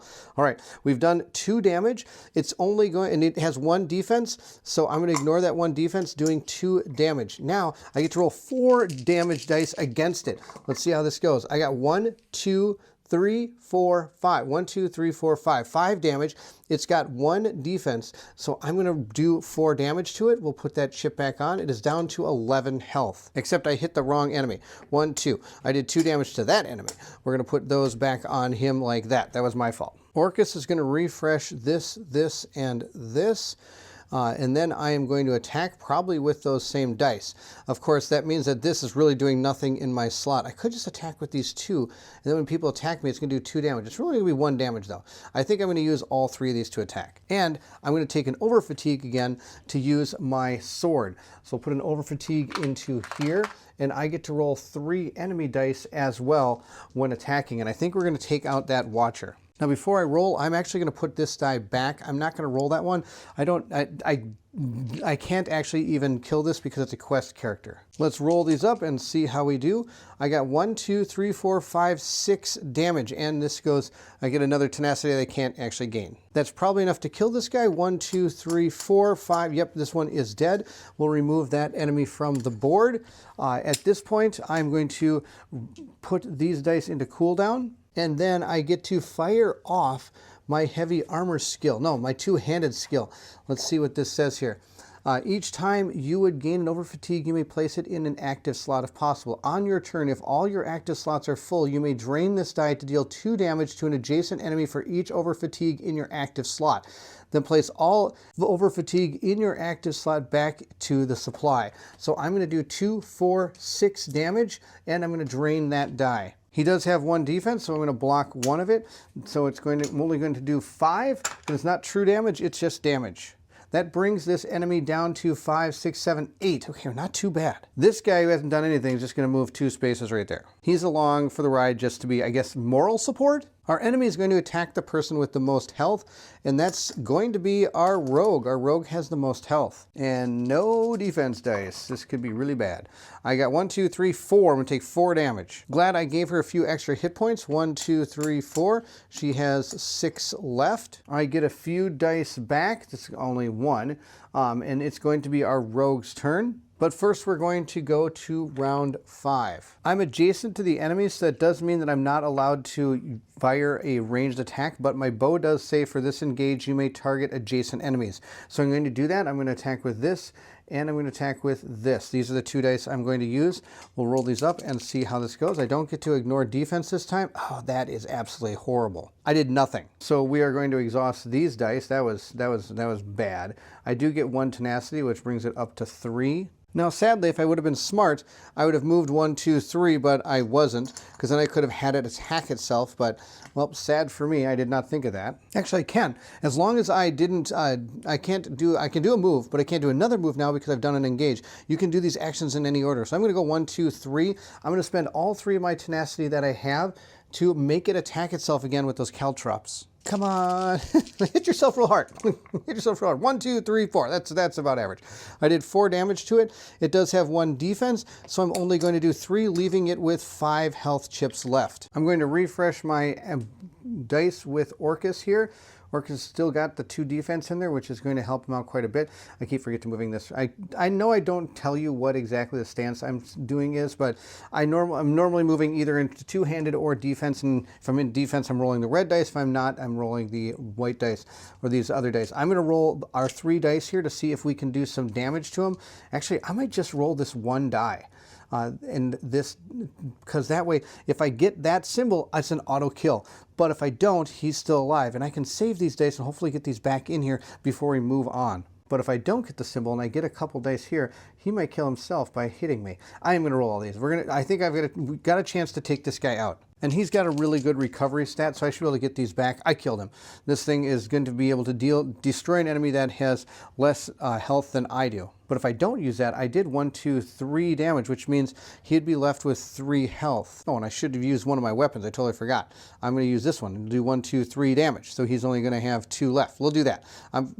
I need to use my items before I roll, but I'm just going to use that one. There's no reason to roll a bunch of dice and gain stuff. I'm actually not going to do this die. I'm going to exhaust it, and I'm going to do 3 damage. And since I ignore the defense, or not ignore the defense, but I get to do 1 less defense, it's going to go down to 2. At this point, I am going to do this, which says if there's only 1 enemy within 3 hexes of you, deal 3 damage to that enemy. That uses one of my tenacity, bringing it down to 4. Dealing 3 damage will bring this guy to dead because he only had 2 health left. Wow, I can't believe we got through that enemy. But sadly, with the character's rally ability, I'm going to be drawing a level 10 enemy and putting it onto the board.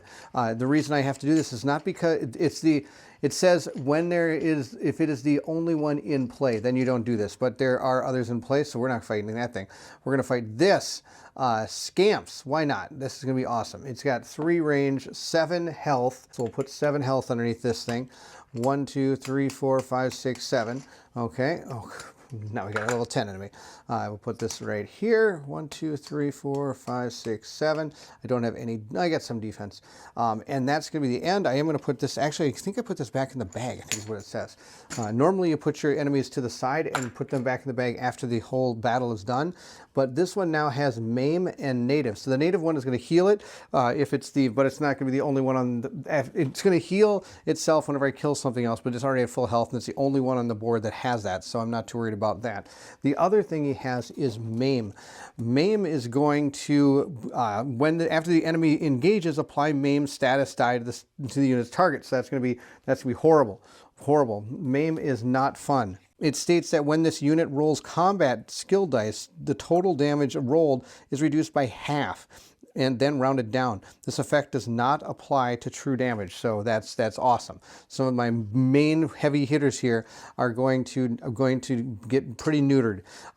This thing does come on the board. I am going to move my companion in finally and attack this thing. The companion rolls a couple dice and does 2 damage, which is all blocked by the defense that this enemy has. We'll move into the enemy's turn. He gets to attack the person with the most health. They both have the same amount, so I get to choose. I'm going to have it attack Orcus. And it rolls 3 attack dice and it's going to do no damage because I have a 2 defense in my slot. Even though it did no damage, I believe I'm still going to gain the maim effect. We are now going to be moving into round 6, which is going to start affecting us. When our die does reach this position, we are going to be entering what is called fatigue rounds now. Every time it is going to end or go to the next round, we're going to gain an over fatigue. And on top of that, for every over fatigue we have in our slot here, we're going to take 1 true damage. So both of our characters are going to lose 1 damage. They both have 5 left. I also believe our companion is going to as well. Now, before we go into the next round, I did forget one thing, which is actually kind of important here. When we went into this battle, I forgot about all the different things that happen to us based on where we are on that track.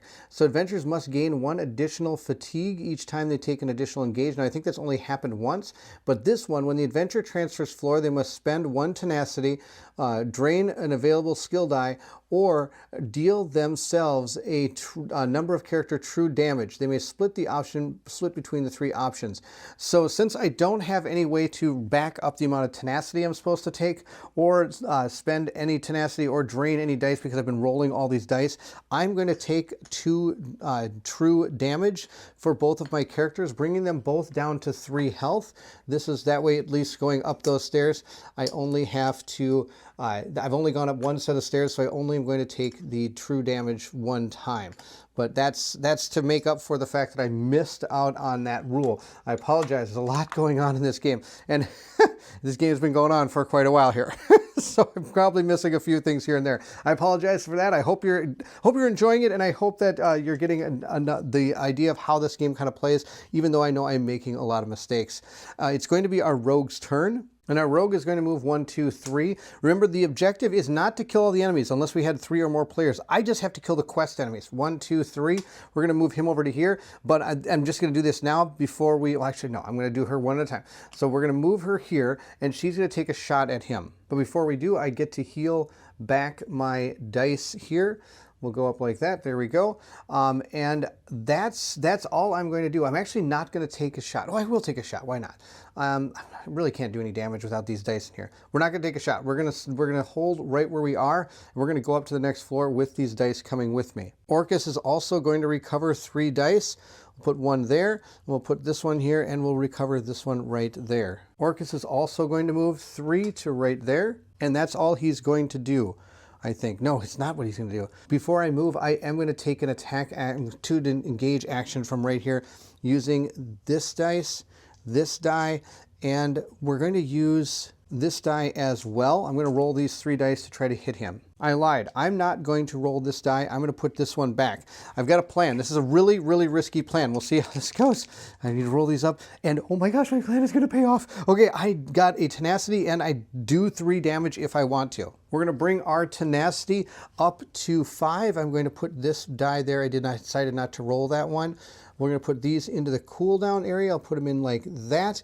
I can choose then with my two-handed, I think, to deal 2, nope, this is deal 3 damage to your target and gain 2 light fatigue or 1 over fatigue. I'm not going to do the damage. That's totally fine. I'm now going to move 3 spaces to right there. Our companion is going to attempt to attack this guy, rolling 2 dice. Go, dude. 2, nothing happens. All right, now it's the enemy's turn. Our enemy is going to attack the person with the most health, which, believe it or not, is our companion. So let's go right at our companion here, which is absolutely awesome. I want to take the companion, destroy our companion. I could care less. This guy hadn't done anything for me. Sent me on a wild goose chase all over the place. Did 3 damage. I have no defense for this guy, so 1, 2, 3. This person is down to 1 health. That's too bad for him. Have fun with your scamps. It is the end of the round, so I am going to now move my characters up to the next level. At this point, we're going to move our characters from B1 and B2 to where they're supposed to go. This person is going to go back here, and this person is going to go up here. Now, when I go up these stairs, remember, I have to now either take 2 true damage, I have to drain 2 dice, or I have to lose 2 fatigue. I don't have any damage I can lose, so I'm going to drain these 2 dice for my rogue. I'm going to drain these 2 dice for Orcus. Orcus actually has 4 drained dice. That's out of control. All right, that's the end. That's the next turn. I'm also going to gain another over fatigue, and so both our characters are going to take damage equal to the over fatigue that they have, which is 2. So we're actually down to 1 damage each, which is absolutely terrible. I don't know how we're going to deal with this guy, but we're going to go get him. We're going to go get him, and we're going to get him good. Now, this enemy does have, the only keyword is Lord.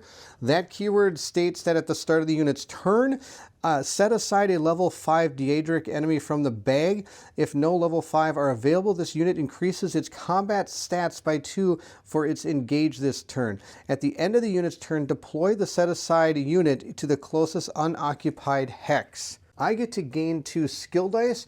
We'll put them right here. And now I get to roll them. I'm going to grab these 3 dice and we're going to roll these up. But we get to move 3 spaces, 1, 2, 3 to right there, and I'll take a shot. This enemy does have 2 defense.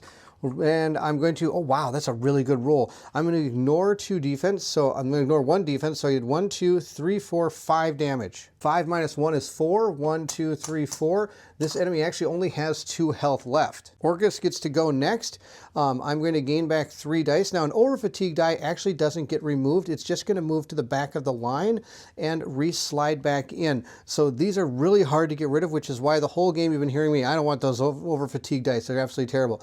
At this point, I am going to attack our enemy here with Orcus. I can move 1, 2, 3. Now, he's still got the maim condition on him, which is totally fine because I'm actually not going to roll any dice. I got a super cool plan. I want you to see how much tenacity I have right now. It's 5. 5 is a magic number. The reason I'm excited to have 5 is because this guy has an ability that states, discard 1 party's active side quest or 2 legendary items for inventory, then deal 10 damage to an adjacent, non-quest enemy. Oh no.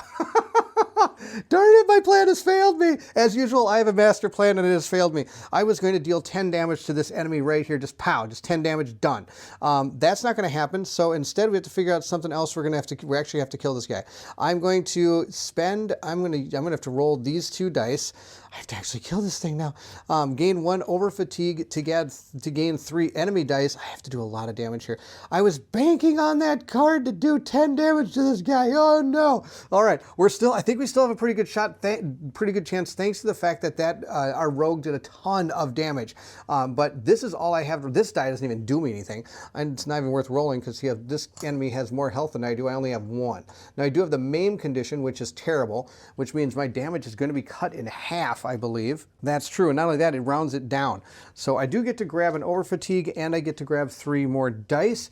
We'll put that over fatigue into my, if we do not hit this, we're all dead. If I do not hit this, I am dead. So hopefully we do enough. Come on, Orcus, make your knightly order proud of you. You have done a total of 1, 2, 3, 4, 5, 6 damage. I'm going to take some fatigue for sure to do the 3 damage here. I think that should be enough. I get 6 damage from this. I am going to gain 2 light fatigue from this die right here, but I think this should be enough to kill this guy.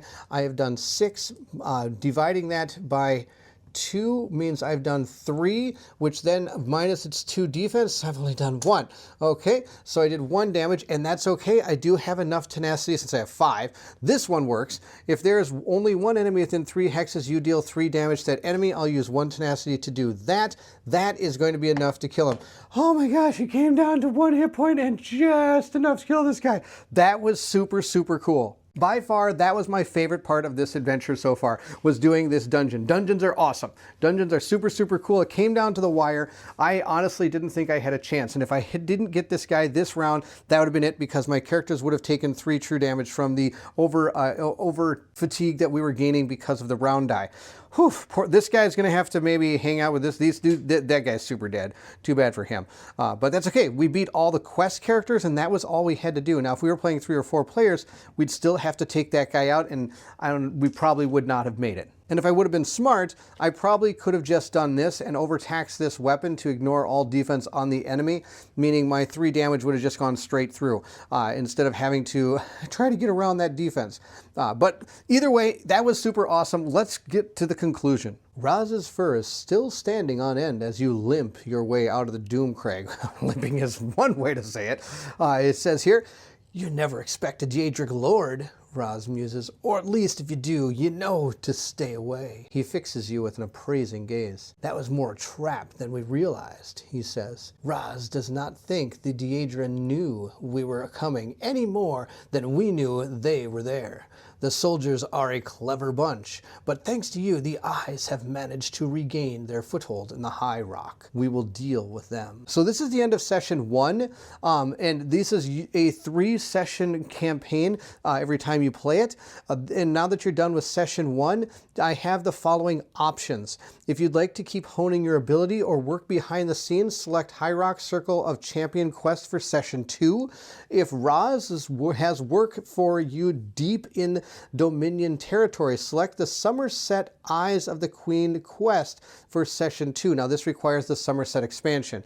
It does say if you're dealing with rogue agents, set you on the trail of a fugitive from justice, select the Morrowind Fighters Guild quest for session 2. So it is kind of cool. That kind of bounces you around if you wish to do that. It says here in session 2, you and Roz continue to infiltrate more encampments of the soldiers of the void. As legions fall by your hand, you find your mind snapping back to the Doomcrag's crumbling walls and vicious monsters. If you are sure that you and the Eyes defeated the horrors, why does the place still haunt your nightmares? The soldiers of the void would not abandon such bastions so readily, but perhaps this is yet another trick luring you into final trap. Proceed to the High Rock Endgame quest for session 3. So since this is not our session 2 mission, we don't have to do that, but you can see kind of how this all plays out. So say we did a different one for number 1, it might tell us to do this as session 2. Doing that would then put us into our session 3 endgame with this idea behind it.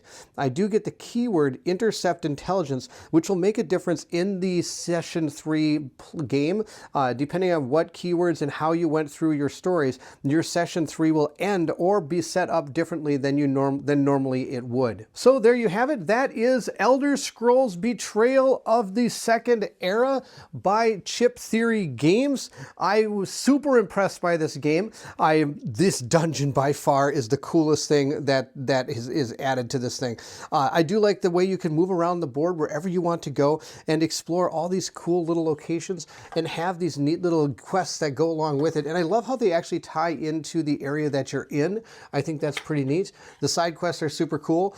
Some of them are pretty fun. Some of them look like they can be pretty daunting. We didn't get to do a delve, I apologize, but I'm sure if you check out some of the other playthroughs out there, you'll see how these delves work. When you're going through the delve, you're just going to be drawing cards, and every time you come to a location that has these symbols on it, you can then explore the new delve, and you'll just draw a card and you'll put out the new tile. Your goal during a delve is usually to gain these sky shards. You need to get 3 of them.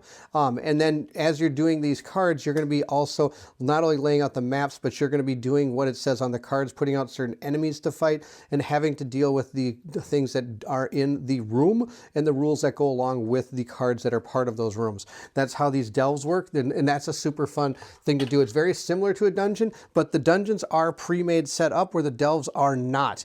That's the way that the delves work. I hope you enjoyed the playthrough. If you did, don't forget to like, subscribe, and hit that bell symbol so you know when more content comes out. Also, feel free to leave anything in the comment section below. I would love to hear from everyone. Have you had a chance to play this game? Which area did you try? Did you try Morrowind? Did you try the Black Marsh? Did you try High Rock? What character combinations did you use? Have you found anything that's super good to try and have fun with? I know that my Patreon supporters are hoping for an orc necromancer, but that just did not come to fruition. I apologize. I don't know if I could have possibly pulled that off. I could barely pull off an orc knight. I had 1 health left by the time I got to the end. Now, if you're interested in supporting the channel, please feel free to check out the link to the Patreon. It is located in the description of this video. Those that have joined the Patreon are shown here on the screen. Thank you so much for your patronage. It means the world to me. Like I said earlier in the video, the Patreon supporters are able to help out with a few things. One is they get to choose who we play with. So they chose my orc over here. Now I chose the class, but they chose the orc and they also chose the Imperial as the 2 races we were going to play in this mission here for Elder Scrolls. Also, they get a chance to watch Colin and my playthroughs usually a day or 2 ahead of time without commercial interruptions. So there you have it. That was Elder Scrolls, an absolutely gorgeous game, and it is super fun to play. And if you're excited to see more of what Colin and I have coming up, then I need you to meet me at the table.